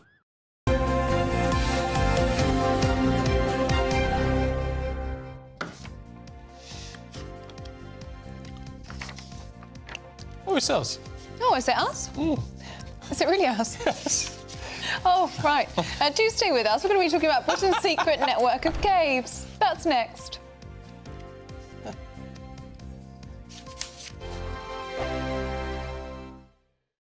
Westminster's full of talk, but out here, it's the real world. Am I allowed to talk now? No, that's it. This is where it matters. Real people and real lives. That's what politics is all about. The fact is Trump made a good start. No. Straight answers, no spin, and just a couple of pints. How many fingers have I got up? About 10. So join me for Lee Anderson's Real World every Friday at 7 p.m. only on GB News. The People's Channel, Britain's news channel. Good Afternoon Britain isn't just about us. The wonderful thing about this programme is it's about everyone watching. It's an interactive programme. Well, there absolutely is something to see here, and we're going to be talking about it more. Whether it's breaking royal news, please bring us up to date, or indeed a particularly punchy speech in the House of Commons. Very, very curious. We bring it to you live, and then we bring you live reaction as well. That's Good Afternoon Britain, weekdays from midday. Only on GB News, the People's Channel, Britain's news channel. From the school run to the home run, watch a new show for all of Britain. He can say whatever he wants. A straight talking show where all voices are heard. And, you know, when are we going to stop talking about smashing the gangs and actually do it? With the stories that matter from every part of our country. There's a bit of a crash landing there for your Chancellor. Bold, fearless and standing up for you. That's me, Martin Daubney, 3 p.m. till 6 p.m. weekdays here only on GB News. The People's Channel, Britain's news channel. What is the state of our economy? What is the state of our National Health Service? What is the state of our schools? What on earth is going on? Understanding Britain means understanding the state we are in. This is State of the Nation with me, Matt Goodwin, Wednesdays, Thursdays and Fridays from 8 p.m. on GB News. We're proud to be GB News, the People's Channel. And as you know, we always love to hear your views. Now, there's a new way of getting in touch with us at gbnews.com/yoursay. By commenting, you can be part of a live conversation and join our GB News community. You can even talk to me, Bev Turner, or any of the members of the GB News family. It's Patrick Christie's Tonight, and here we do things differently. It's explaining the absolute madness of this, doesn't it? It's explosive. I mean, this is very good. It's lively. 850. Your government sat there, Sean, and it did nothing. It's controversial. And the Middle East has been in turmoil since before I was born. It's everything you need to kickstart your evening. Everyone's had their Weetabix tonight. I love to see it. That's Patrick Christie's Tonight, weeknights from 9 p.m. Only on GB News, the People's Channel, Britain's news channel. Join me, Nana Akwe, for an informative, interactive news programme with a difference. It's fun. No, he didn't say that, Dave. I'm so surprised. I think there's an element of truth to that. Join me from 3 p.m. every weekend, only on GB News, Britain's news channel.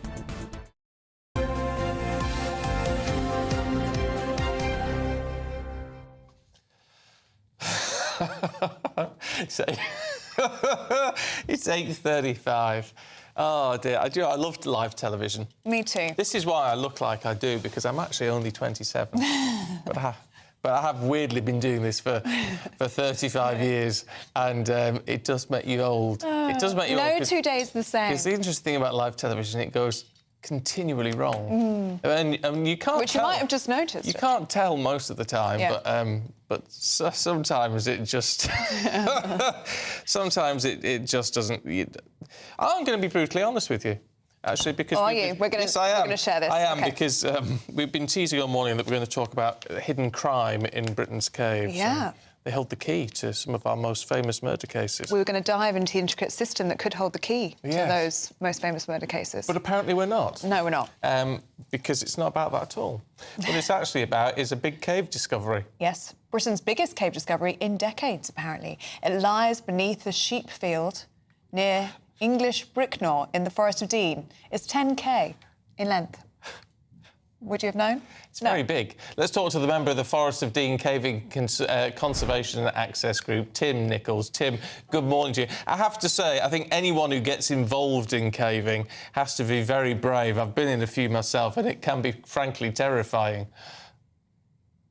Yes, we're quite a adventurous bunch, but yes, it's not for everybody. Cave right now? Yeah, Sorry? Are you in a cave right now? No, I just thought I'd put that as a background. It's a nice picture of part of the cave system, just to give you a feel.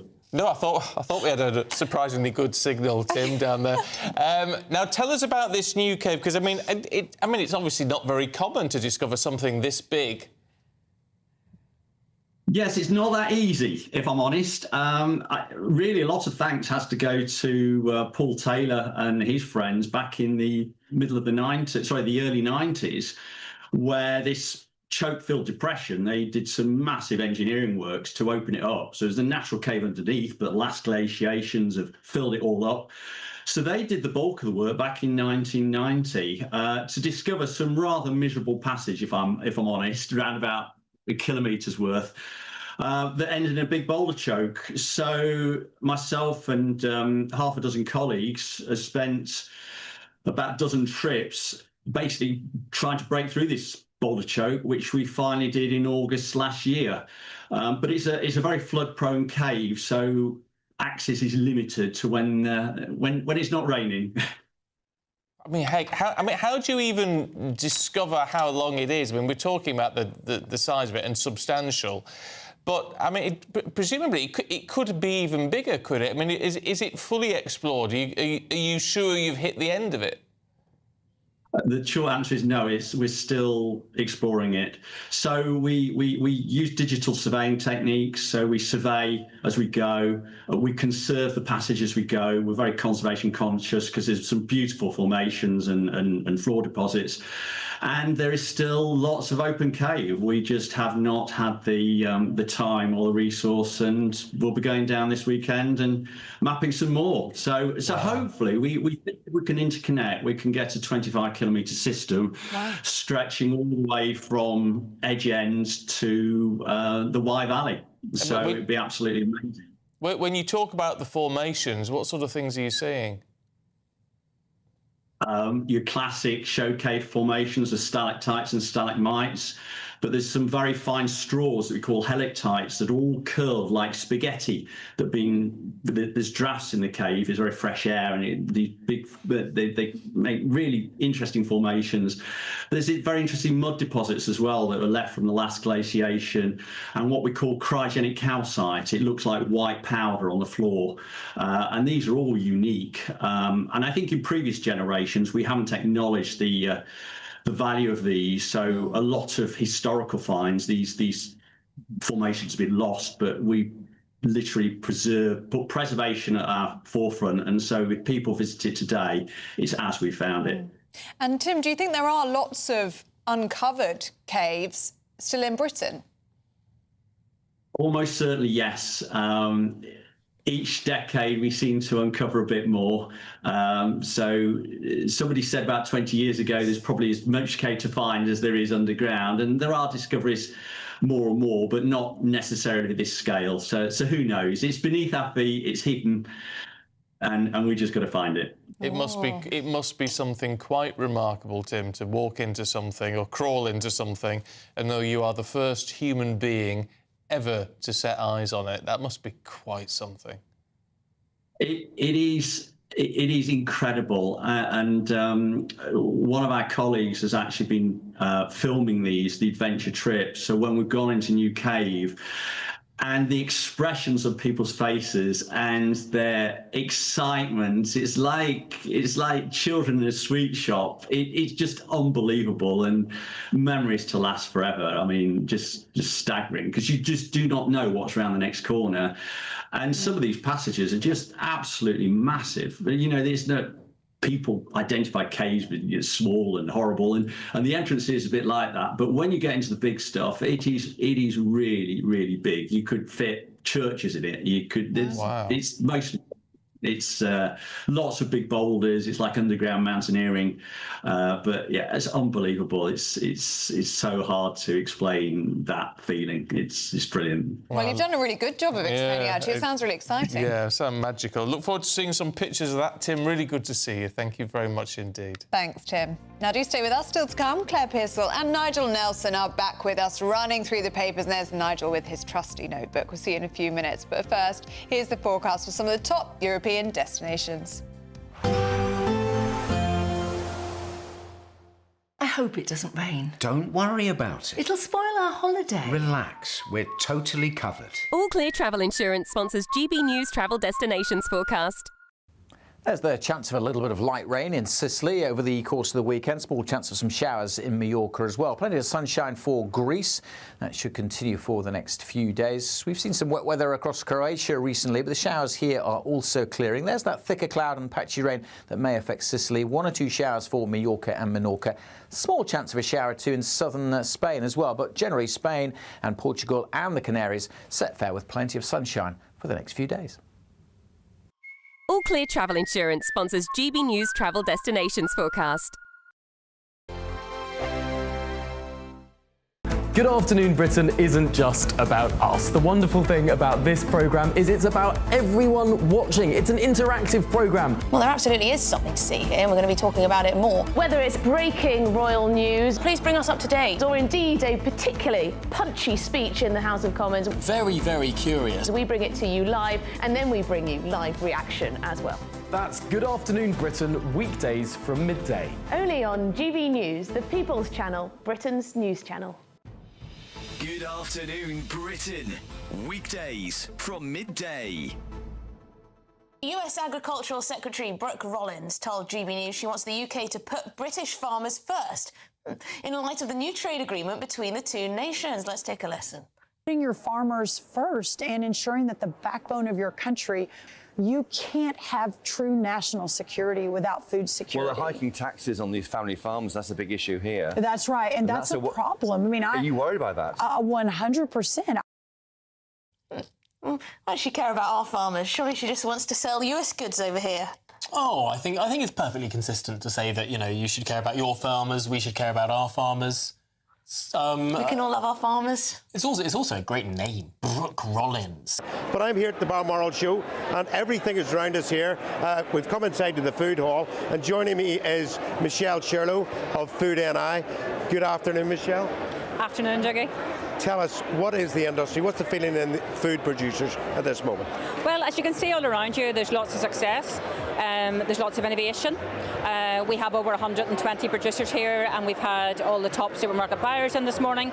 But ultimately, businesses do need certainty, and they need security, and they kind of need to know what are the regulations, what are the deals, so that they can plan long term and for the future.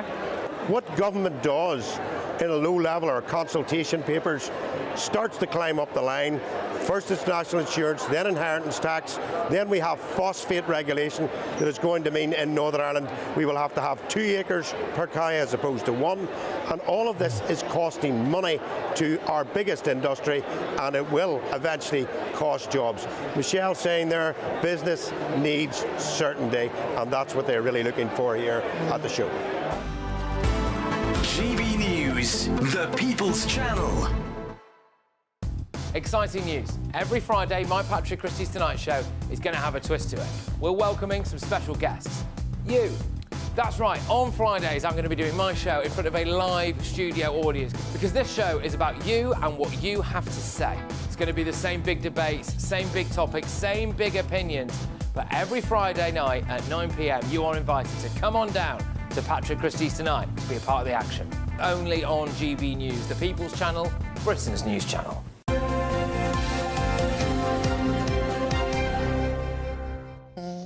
Welcome back. We're going through the papers with Claire and Nigel. And Claire, net migration to the UK has halved in a year.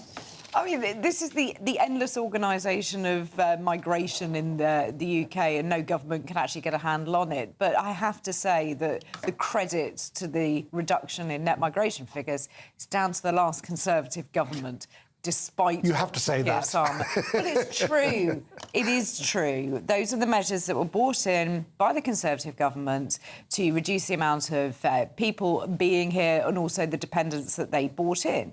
So it's now quite easy for the Labour government to take the credit of all the hard work the Tories have done on this and set it up as their own. But let's see how it goes from here on in. But I think that we all get stuck on the number of legal migrants that are coming here. Those net migration figures are enormous and do need to come down, but it isn't the major concern for most people. Most people want to look at those coming in through irregular means across the Channel. Well, that's what they're more concerned about. Yes, but should they be more concerned about that? Because actually it's the net migration figures that are affecting schools, hospitals, housing. But it shouldn't be a numbers game. I mean, the whole... Why not? Well, the reason for... Because you should actually use migration for what the economy needs. Oh, yeah. So, for instance, what's happened here is we want to build 1.5 million new homes. We need 500,000 construction workers to do that. A lot of those would be migrants, and if you stop them coming in, you're not going to get your 1.5 million homes. And the other area is obviously the care sector, where there are a couple of figures where in the first quarter of this year, 1,800 care visas were issued. Well, that would compare to quarter 3 of 2023, when 34,000 were issued. Now, if we need care workers to actually to come in, then it's right that we get the right number. But then why is Sir Keir Starmer looking to reduce the number of people coming over here on health and social care visas? No, I agree with you. Anyway. No, I agree with you. I think that's... If the market demands it, he's cutting it. No, that's a mistake. If you didn't import 500,000 builders, you'd only need to build 1 million houses, not 1.5 million. Yeah, but his target's 1.5 million during this Parliament. Does beg the question why we aren't training up our own workforces. Yeah, anyway. I agree with that. I think if there's we a do lot that, of that's argument. fine. We wouldn't need migrant labour. We need to do that. We need more apprenticeships. I think it was a good way forward. Right, who needs children when you can have pets, Nigel? Very good question, that. This is a survey which is showing that people are getting dogs rather than having children. And so the idea is that they then choose a dog that looks most like a child. So it will have sort of an infant-like face, large eyes, small nose, very sort of round face. In fact, in fairness, the lead researcher on this survey says actually it's only a very small number of people who do that. Yeah, but you do see these people sometimes with their dogs in prams and things. I know, well, I just think that's weird. It is weird. And we've got cats, so on the basis of that, our cats are independent and have very little to do with us. Oh, do they? Yeah. They don't like you very much. Myself and the orange cat are constantly having a row. And our black cat behaves like a teenager and sleeps all day. Yeah, he was still asleep this morning. But you can see why having a child is really, really expensive. So you can see why people want a pet, and especially if you have a dog, you've got something that loves you almost unconditionally. And apparently has fewer demands than biological offspring. Oh, I don't know. I'm not entirely sure about that one. But I just wonder about this, because people want pets, and people like the pets. So why are we suddenly saying now, they're wanting pets instead of children? Whereas people just want pets. There are bases of the fact the birth rate is going down, and so the idea being that that's one of the reasons is replacing them with pets. I'm not sure I believe it, to be honest, because very few people would do that. Yeah, I think that people do just want to have a pet, and it's a great thing to have, but also for kids to grow up with pets, so you get that argument. It is a nice thing, isn't it? Well, we probably all know people who treat their pets as their children. I mean, I certainly do. So somewhere along the line, it's gone from cherished companion to part of the family. Well, they are part of the family. They are part of the family. And we faff about over our two, but I mean, it's they're not actually our children. We don't actually think they are our children. No, but I mean, they are just part of the family. You want to make sure that they have a lovely life. Yes, of course. You know, but as much as you would with your children, I don't see it as a replacement. You're not going to send them to university or something like that, are you? No. No. Well, not at the price. I mean, my two are very, very advanced, Nigel, obviously. I like this from the author of the paper, who says, in most cases, dog parents choose dogs precisely because they are not like children. Very good. Oh, yeah. Nigel, should we look at contact lenses that can help you to see in the dark? I like this. Yes, the Chinese invented this, and they're based on sort of nighttime goggles. So the idea is that you can see infrared light and you'll be able to see in the dark. I wouldn't bother with this unless they could actually stop the glare from LED headlights coming towards you on the road, which I find really difficult to deal with. I hear about this frequently. Honestly, you're turning into one of them, Nigel. Yes. Well, 6 people have died, 250 accidents a year caused by it. Then if you're trying to stop, if you're dazzled and you need to stop, it takes 6 seconds. If you're going at 60 miles an hour, that's 40 cars' lengths. You could knock over any number of people in that time. Should we bring this back to the contact lenses that make you see in the dark? I think this is such a cool idea. It's a bit like entering the Matrix. Yeah, it's personal NVGs. Yeah, and it works better when your eyes are closed.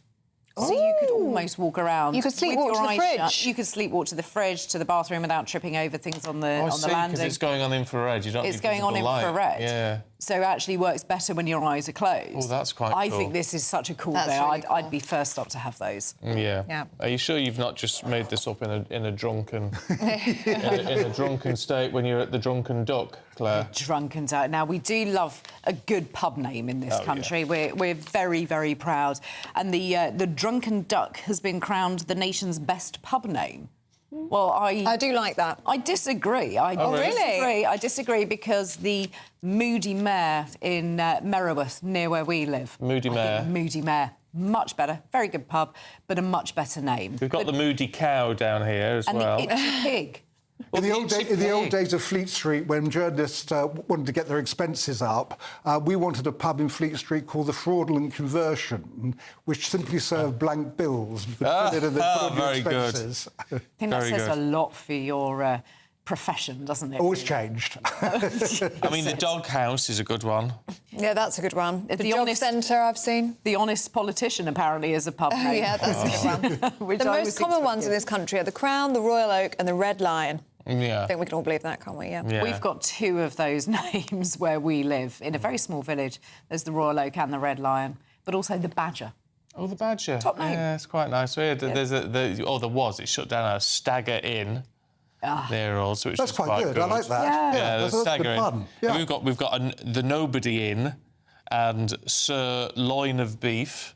Yeah, that's James II thing, isn't it? Yeah. The Up in Arms. It's such a uniquely British thing, isn't it, to find a sense of humour like that, put it on the front door of a pub, and then people go. And it's just what I think it also goes to make this country so much greater. Yeah. That we like to have something that gives a distinctive view of the place that it's in. Of course, the other thing, just up the road from me, I haven't hardly got time to tell you, we've got the Cock and the Bull.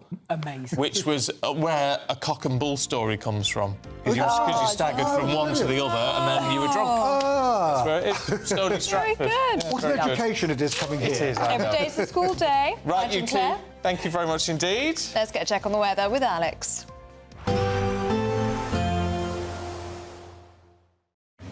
Even though we'll see a cloudy start, it'll be a bright outlook for the rest of the day. Boxed Solar, sponsors of weather on GB News. Morning. Yes, it's time for your latest weather update from the Met Office here on GB News. Another fine day for most today. It's a bit chilly out there first thing, and it will be clouding over in the northwest as we go through the day. Signs of a change for the bank holiday. Bit of mist and fog first thing, but that's also clearing away from the southwest. It's here where there is the chance of 1 or 2 showers this afternoon, but for the vast majority, it's a dry and a fine day. There's that cloud coming into Northern Ireland, which will be bringing some rain in from the west by the end of the afternoon. Temperature-wise as well, feeling pretty pleasant. Temperatures mostly a touch above average. After that chilly start, we'll get up into the low 20s.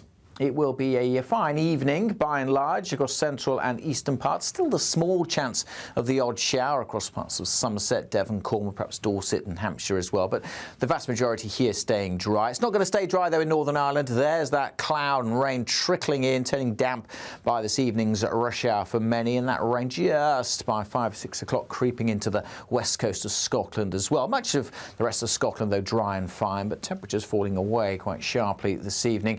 Before actually temperatures then start to rise later in the night as the cloud and the rain track in. That rain will be trickling across most places by the time we get to dawn tomorrow. Welcome rain, of course, by farmers and gardeners. It has been a very dry month. Rain could be heavy in places as well. And look at the temperatures overnight tonight, much milder than the night just gone. Many places staying in double figures. On to the weekend, and yes, the bank holiday weekend likely to start pretty dull and damp with outbreaks of rain and drizzle for most, some heavy bursts of rain too. But the main area of rain does shimmy out into the North Sea, so it should turn drier and brighter for many. Always the likelihood of more cloud and showers coming into western areas through the day. Temperature-wise, we're high teens, low 20s. It's going to be more showery through the rest of the weekend as well. Goodbye. Expect a warm front, moving from the kitchen right through to the rest of the house. Boxed boilers, sponsors of weather on GB News.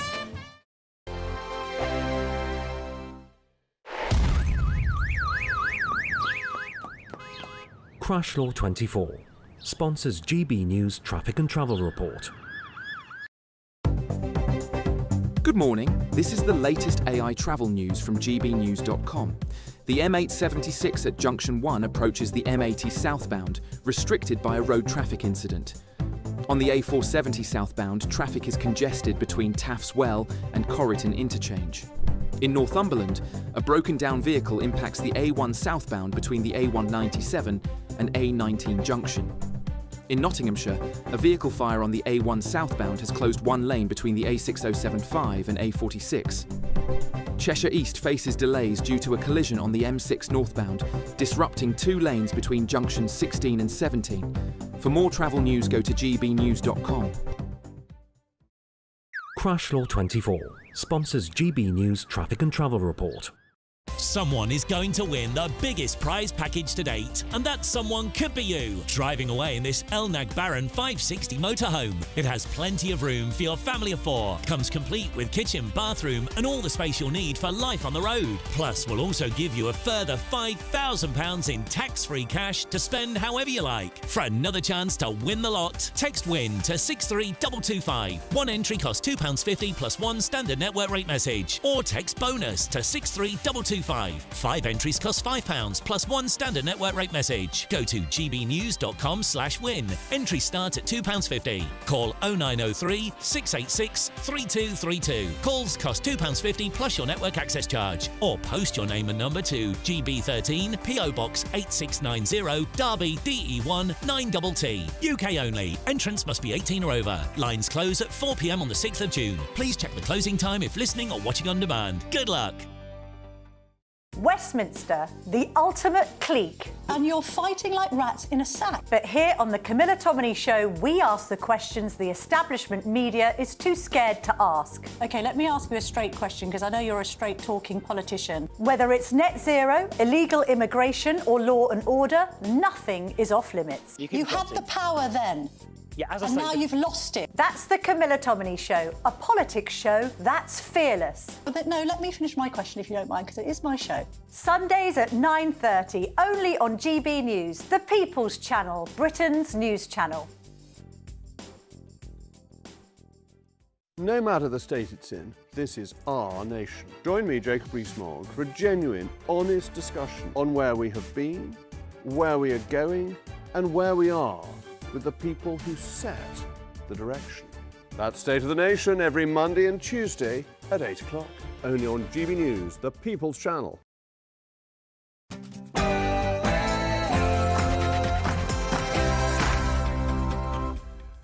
Good morning. The Prime Minister is accused of downplaying the cost of the Chagos Islands deal. As the Conservatives claim the cost could balloon to £30 billion. Whatever it is, it's the wrong deal. It's a deal that shouldn't be going ahead. We're literally giving something back and then paying to lease a military base. It's insane. Well, Labour promises to fund what it says is the decolonisation of the islands, but with benefit cuts and a fierce winter fuel debate here at home, is it all putting Britain second? Well, I asked the Prime Minister yesterday why they can afford this, but can't afford to support disabled people. He said his first duty is to keep people safe. I'll tell you more about what he means by that shortly. A GB News exclusive reveals security insiders are worried that people smugglers are taking greater risks with migrant lives as small boat arrivals reach a record high. Well, the English Channel looks deceptively calm today, but there are some heavy swells in the middle of the channel. Despite this, people smugglers, as we speak, are in the process of pushing more small boats out into the English Channel. Ofgem announces energy costs will fall for millions of people from July. The price cap drops by 7%. But the Energy Minister, Miata Fahnbulleh, says the government wants to go further. We're really clear that we have to continue the work of getting bills down for good. And the only way we're going to do that is to break our reliance on global fossil fuel markets we have no control over.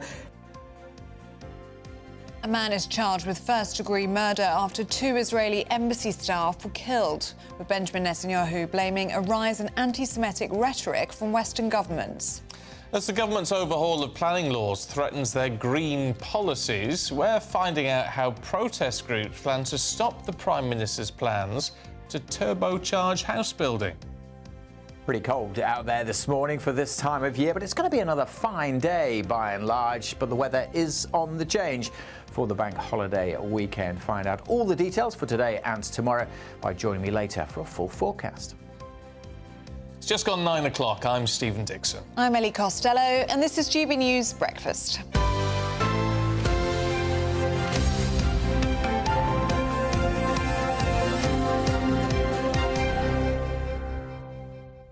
Do you fancy a new job? Be very careful how you answer. No, I love my job. Yes, but would you not fancy being a full-time cat sitter? No, I wouldn't fancy that at all. You probably would. I would. I think it'd be great. Yeah, Stephen would. I wouldn't. And where you might think, well, that's not much of a job, it could be one heck of a job. This is in the papers this morning. There's a company, it's an aircraft sales company called Aviamarket. And its boss is a Russian bloke called Viktor Martinov. And he has a cat. What's the cat called? Jerry, right? And it's a short-haired blue something or other, Russian blue or something like that. Anyway, if you want to be the full-time cat sitter, they will pay you £135,000 a year. Oh, sign me up. To do that job. Oh, it's a British short hair, Jerry. He needs to be cared for to the highest standard. He needs to be played classical music for the cat's relaxation. I could do that. And they also have to have monthly trips to Harrods to buy new toys. I could definitely do that. For the 7-year-old. Well, I know it might sound like you're faffing about over a cat, but they will pay you, let me remind you, £135,000 a year to look after this cat, which is 7 years old and could live for the next 13, 14 years. Yeah, keep you in good business there, Jerry. Keep you busy. Also, can I just say, looking at the recruiter who's advertising for this role, they are part of the problem with these families who are treating animals as children, because the recruiter has said you have to consider Jerry to be a member of the team, a person just in a cat's body. I don't care. Call you what it like for 135 grand a year for looking after a cat. I mean, it's crazy. And go to Harrods. Yeah, I wouldn't mind that. No wonder planes are so expensive. No wonder. Jerry's living the life. Jerry's living, honestly. So there you go. So bear that in mind. Have a look at that if you're living in the area or you fancy relocating to London and you want to earn a good whack for doing nothing. I reckon they have hundreds, if not thousands, of applicants for that job. Sounds great. Brilliant, isn't it? Anyway, talking of money, So Keir Starmer has now signed that controversial agreement to hand over sovereignty of the Chagos Islands to Mauritius. Well, as part of the deal, the UK will rent back the UK-US military base on Diego Garcia, which the Prime Minister insists is necessary for national security. Well, it was halted briefly yesterday by a High Court injunction brought by Chagosian campaigners, but that was overturned about 10:30 yesterday morning, so that agreement did go ahead. But questions still remain over the true cost of the deal. That is how the government accounts for it, it's how the OBR counts the cost, and it's the way public sector projects are measured. In other words, what's the net cost today? And that is £3.4 billion. Obviously, over time, with inflation, then that is the net cost. That net cost is the cost that's used, which is why the figures are presented in that way. The 101 million is the average rolling over the period of the lease, which is 99 years, extendable by 40 extra years. Right, let's go through the details as best we can with our political correspondent, Catherine Forster, because, I mean, you were there yesterday, Catherine. It's about as clear as mud at the moment. Oh, no. Clear as mud was exactly the phrase that I was thinking of, because I was there. I heard the Prime Minister say an average of 100 million a year, 3.4 billion total. Now, you don't have to be a maths whiz to go, well, 100 times 100 years for the lease, 99, there's 10 billion. But the way that the government score it, me and other journalists spent ages talking to Number 10 about this.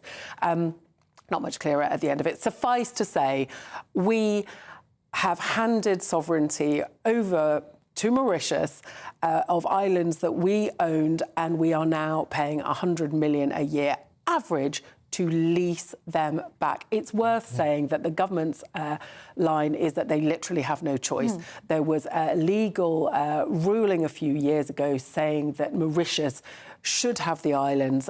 It was advisory, but the government is saying that that would have soon become a legally binding judgment, and then things that we currently rely on, systems that we currently rely on the islands would no longer work. They couldn't allow that to happen. It is very strategically important, but it is very, very, very controversial, especially at a time that, you know, they're cutting things like welfare. A difficult sell. How politically damaging then, on that point, Catherine, do you think this could be? Because that narrative of, look, we have a deal or we don't have a base, that they didn't really have a choice, that hasn't really cut through to people, and they're just seeing disability payments being cut, they're seeing winter fuel being taken away from pensioners, and then they're seeing £101 million a year going to the Chagos Islands. I think it's difficult, and we would probably not have known anything about this deal being signed until it was literally announced, had it not been for GB News scoop Charlie Peters on Tuesday night getting wind of the fact that this was happening, and that challenge by the Chagosians that they ultimately lost. But it is difficult now. The Prime Minister said to me, because I questioned him on that specifically about disability payments, look, this is less than the cost of running one aircraft carrier for a year. It's only like 0.2% of the defence budget. But I just think the optics of Britain giving something away that we own and then paying a lot of money to rent it back is very difficult, given huge cuts to disability payments. Many Labour MPs very happy about the winter fuel payment. They've said they're going to be a partial U-turn, but pensioners don't know the details. We don't know if it'll be in time for this winter. We don't know who's going to get it. You know, people are really still feeling that things are very, very difficult. But talking of the optics, I mean, we had Matt Vickers from the Conservatives on earlier on saying, you know, this is absolute madness. And yet, when we put it to him, this all started under the Tories, these discussions, under Liz Truss, when she was Foreign Secretary, and he just went, no, they weren't. No, they weren't.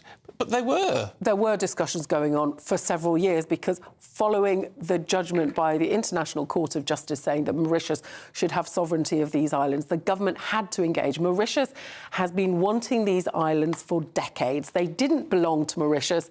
Mauritius was a British colony along with the Chagos Islands, and Mauritius, when it got its independence, you know, they are saying that they have the claim. That's heavily disputed. But the Conservatives were engaging, but what they're saying is, I mean, Grant Shapps, the former Defence Secretary, said yesterday, I had all these briefings about, warnings and so on when I was in office. But, the Tories had basically kicked it into the long grass. Their argument seems to be they didn't have to do this. The government is saying we had to act and act now. Otherwise, within weeks or months, there'd be binding legal judgment. Our telecoms, our satellite systems wouldn't work, and so on and so forth. So, it's very difficult. And what do the Chagosians think about all of this, Catherine? Well, they're horrified. I mean, I was with them at the court yesterday. They feel they were evicted from their homeland by the British in the 60s, not consulted. Many of them are in Crawley in England. Some of them are in Mauritius. Some of them are supportive, but many, many of them are appalled. They feel that their human rights have been broken. They feel that the government has broken the law in not consulting them. And I was in the case in the court yesterday when the judge gave his findings, and his verdict, he basically said, look, when one country is negotiating with another country, pretty much, we don't have to consult you. We don't have to consult the Chagosians. So it's very hard, very, very hard. They feel, what about our human rights? The government is very keen on supporting the rights of Ukrainians to keep their homeland. But the Chagosians, this was their homeland. They were evicted. They can't go back. And they feel they've not been listened to. OK, Catherine, thank you very much indeed. You can have your say on all of this in our poll of the day. Are you angry about the Chagos money being spent on all this, given to Mauritius, rather than being spent here in Britain? So far, 99% of you want the money put into domestic issues and just 1% are happy with the deal. You can keep having your say, gbnews.com/poll. Now, maritime sources have exclusively told GB News that people smuggling gangs are taking increasing risks with migrant lives. It comes as border officials prepare to respond to an influx of channel crossings today ahead of bad weather forecasts for the weekend. Well, joining us live from Dover is our Home and Security Editor, Mark White. Good to see you this morning, Mark. And what have your sources been telling you?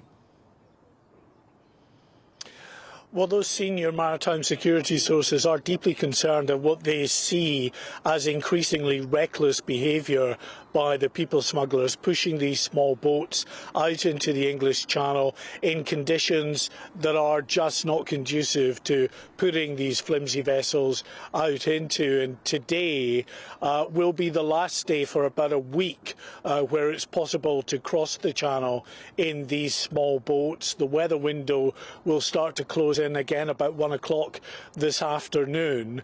So the people smugglers know that they've got a few hours this morning to start pushing those small boats out into the Channel to try to get ahead of that weather front that's coming in. And an indication of the weather front that is heading for this area has come from our producer Chris, always on top of things down here for us, who tells us that the 66 little ships that left Ramsgate the other day to go to Dunkirk to commemorate the 85th anniversary of the Dunkirk evacuation, 18 of those vessels are leaving Dunkirk as we speak to head back to Ramsgate to get ahead of those poor conditions, because it has to be said that quite a few of those little ships are actually smaller than the small boats carrying the migrants across, in better condition undoubtedly, but certainly smaller and liable to being knocked about as the swells really start to pick up in the Channel. And actually what we can say in terms of the weather in the Channel at the moment, it's deceptively calm looking from here, but actually in the middle of the Channel there are still significant swells because we've got a northerly wind that's come right down as far as Belgium, and what that is effectively doing is it's funneling the waves down the English Channel and leading to these swells. So although it might look quite calm out there, it's still tough going, and that's what the maritime security sources mean when they say they are very concerned about the reckless way in which these people smugglers are effectively dicing with deaths, with people's lives. We've had 3 migrants who've died already this week in separate incidents out in the Channel. OK, Mark, there for us in Dover. Thank you very much. Right, it's 14 minutes past 9. Time for the Great British Giveaway, and you better get your... Wiggle on. Wiggle on is what I was looking for, something very similar, because there's only 2 weeks left. Get your skates on. Hayley Sparks is live in Surrey this morning for us with the actual motorhome that someone is going to win. Morning, Hayley. Good morning. Yes, I am here at Marquis Leisure, and this is the exact motorhome that you could be winning, worth over £67,000. Now, this is the Elnag Baron 560. It sleeps 4 people, and the great thing is if you have your regular driving licence, that is all you need. And not only that, are we giving this incredible motorhome away, you will also receive £5,000 of tax-free cash to spend however you like. Now come and have a look inside because it's really, really fabulous. It's so spacious in here and so well designed. Back here you have the master bedroom. You've got storage all around, a wardrobe here. You've got your fridge, freezer, oven, fully fitted kitchen. And you might be thinking, Hayley, you said this sleeps 4 people. Where do the other 2 people sleep? Well, let me show you. With the touch of a button, look what happens. The mattress comes down. How fun is that? If you've got kids, can you imagine? So much fun sleeping up there. And when you want to pop it back up, just press the button. And then below you have got your living space area, which seats 4 people, breakfast, lunch, dinner, wherever you're travelling around the UK, you are going to have so much fun in here. But guys, I have to warn you, we have only got 2 weeks left, so you are running out of time. The combined prize value is £72,000, and I don't want you to miss out. The quickest way to enter is by picking up the phone. 2 weeks left to go. Go, go, go. Here are all the details that you need to enter. Good luck. For another chance to win the lot, text WIN to 63225. One entry costs £2.50 plus 1 standard network rate message. Or text BONUS to 63225. 5 entries cost £5 plus 1 standard network rate message. Go to gbnews.com/win. Entries start at £2.50. Call 0903 686 3232. Calls cost £2.50 plus your network access charge. Or post your name and number to GB13 PO Box 8690 Derby DE1 9TT. UK only. Entrance must be 18 or over. Lines close at 4 p.m. on the 6th of June. Please check the closing time if listening or watching on demand. Good luck.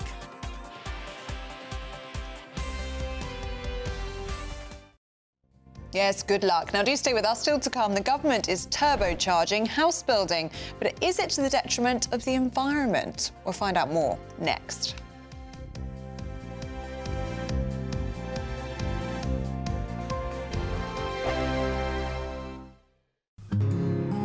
This is our country, and we think it's amazing. From high tea to the high street, we love it all. Even the rain, we like that too. There's nowhere else we'd rather be. That's why we're here to be the fearless champion of Britain, its voices and its values. Because we are GB News, the People's Channel, Britain's news channel. Hi, I'm Michelle Dewberry, and my show is your opportunity to cut through all the noise and dive in headfirst to some robust debates. Ideas clash. Situation, isn't it? No, because the failure is you're deliberately avoiding my point. Nothing's held back. And if you think this is the end of it, wait for more. And we do not shy away from the difficult stuff. Sometimes I want to shake people and say, if only you understood. So join me on Jubes & Co. weeknights at 6 p.m. only on GB News, Britain's news channel.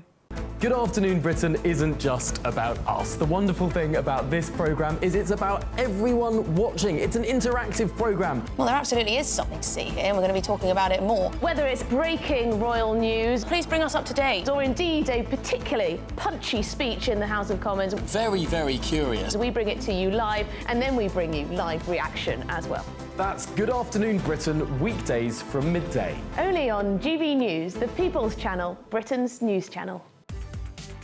From the school run to the home run, watch a new show for all of Britain. He can say whatever he wants. A straight-talking show where all voices are heard. And, you know, when are we going to stop talking about smashing the gangs and actually do it? With the stories that matter from every part of our country. There's a bit of a crash landing there for your Chancellor. Bold, fearless and standing up for you. That's me, Martin Dawdley, 3 p.m. till 6 p.m, weekdays, here only on GB News. The People's Channel, Britain's news channel. Headliners on GB News 11 p.m. every night. It's got 3 top comedians going through the next day's newspapers so you don't have to read them, which is great. It's a good point. He's lying. Maybe he's not lying. That's Headliners every night from 11 p.m. and 5 a.m. as well on GB News, Britain's news channel.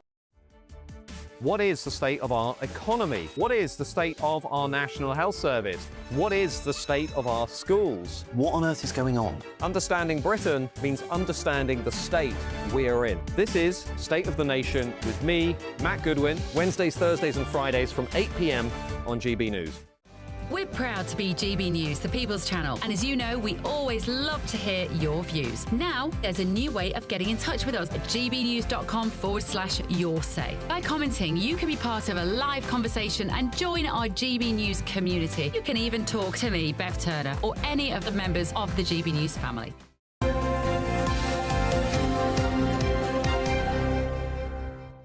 9:21. There's all this talk about house building, isn't there? And to do all this, 1.5 million over the course of this current Parliament, or they want to build loads and loads of houses. And to do that, they want to scrap some of the planning regulations and things. What does that actually mean for our wildlife, our green and pleasant land? Well, it is a bit concerning. Should we talk to the CEO of the Royal Society for the Protection of Birds, the RSPB, Becky Speight, who joins us now. Good to see you this morning.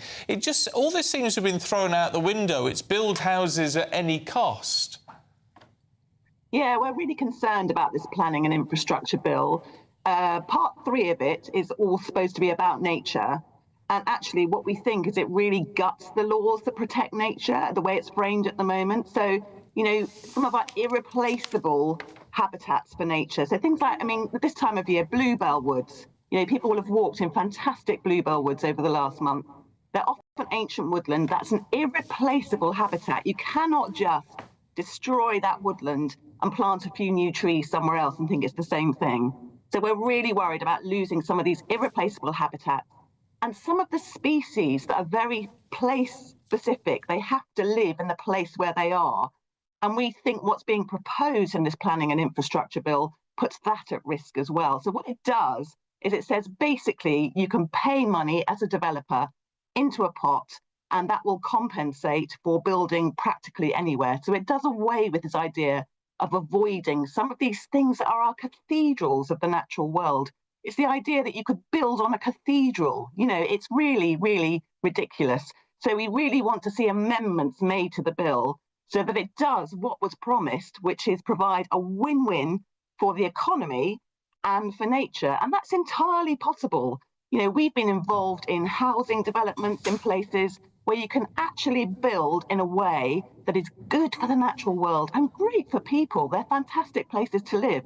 So this is possible, but at the moment this bill just doesn't do it. Yeah, needs some proper joined-up thinking and all of this. I'm with you all the way on this, Becky, actually. Sorry, it's a bit short and sweet, but it's really good to get your perspective. Thank you very much indeed. Thank you. No, quite right. We can't be destroying all this ancient woodland and things. Crazy. Yeah. Absolutely crazy. Now, Britain's Newsroom is coming up at 9:30. Ben Leo and Nana Aquia are here to tell us all about it. Morning, you two. Good morning. How are you? We're good. How are you? Very well. I'm a bit stiff, actually. I played tennis all day. All right. I didn't really want to know. You know, I'm getting a bit old. Anyway. People don't really want the answer to that. They just say that and you sound fine and then we move on. Yeah. I don't know. He wanted to get in that he's playing tennis. Were the kids with you? I'm still active. No, they're at school. We are talking about today. We have noticed Labour MPs taking credit for a lot of things that they didn't do. Mike Tapp, the MP for Dover, was the latest one over the past couple of days, saying, we have halved net migration figures. I know. When they didn't. In fact, the big driver came 6 months when they weren't in power, and it was work that the Tories did. There's a few other examples. But they keep saying in the last 14 years, the government, this, that and the other, and they keep blaming it on the government, but they're very quick to take the credit when it actually has nothing to do with them. Plus, good news, because the energy price cap has actually gone down, so some people may save on energy, but we'll talk more about that after the weather.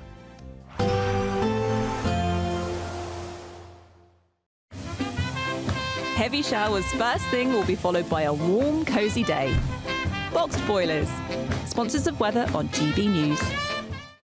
Morning. Yes, it's time for your latest weather update from the Met Office here on GB News. Another fine day for most today. It's a bit chilly out there first thing, and it will be clouding over in the northwest as we go through the day. Signs of a change for the bank holiday. Bit of mist and fog first thing, but that's also clearing away from the southwest. It's here where there is the chance of 1 or 2 showers this afternoon, but for the vast majority, it's a dry and a fine day. There's that cloud coming into Northern Ireland, which will be bringing some rain in from the west by the end of the afternoon. Temperature-wise as well, feeling pretty pleasant. Temperatures mostly a touch above average. After that chilly start, we'll get up into the low 20s. It will be a fine evening, by and large, across central and eastern parts. Still the small chance of the odd shower across parts of Somerset, Devon, Cornwall, perhaps Dorset and Hampshire as well. But the vast majority here staying dry. It's not going to stay dry, though, in Northern Ireland. There's that cloud and rain trickling in, turning damp by this evening's rush hour for many. And that rain just by 5, 6 o'clock creeping into the west coast of Scotland as well. Much of the rest of Scotland, though, dry and fine, but temperatures falling away quite sharply this evening. Before actually temperatures then start to rise later in the night as the cloud and the rain track in. That rain will be trickling across most places by the time we get to dawn tomorrow. Welcome rain, of course, by farmers and gardeners. It has been a very dry month. Rain could be heavy in places as well. And look at the temperatures overnight tonight, much milder than the night just gone. Many places staying in double figures. On to the weekend, and yes, the bank holiday weekend likely to start pretty dull and damp with outbreaks of rain and drizzle for most. Some heavy bursts of rain too. But the main area of rain does shimmy out into the North Sea, so it should turn drier and brighter for many. Always the likelihood of more cloud and showers coming into western areas through the day. Temperature-wise, we're high teens, low 20s. It's going to be more showery through the rest of the weekend as well. Goodbye. There will be a light breeze in the morning, leading to a warm front. Boxed Heat Pumps, sponsors of weather on GB News.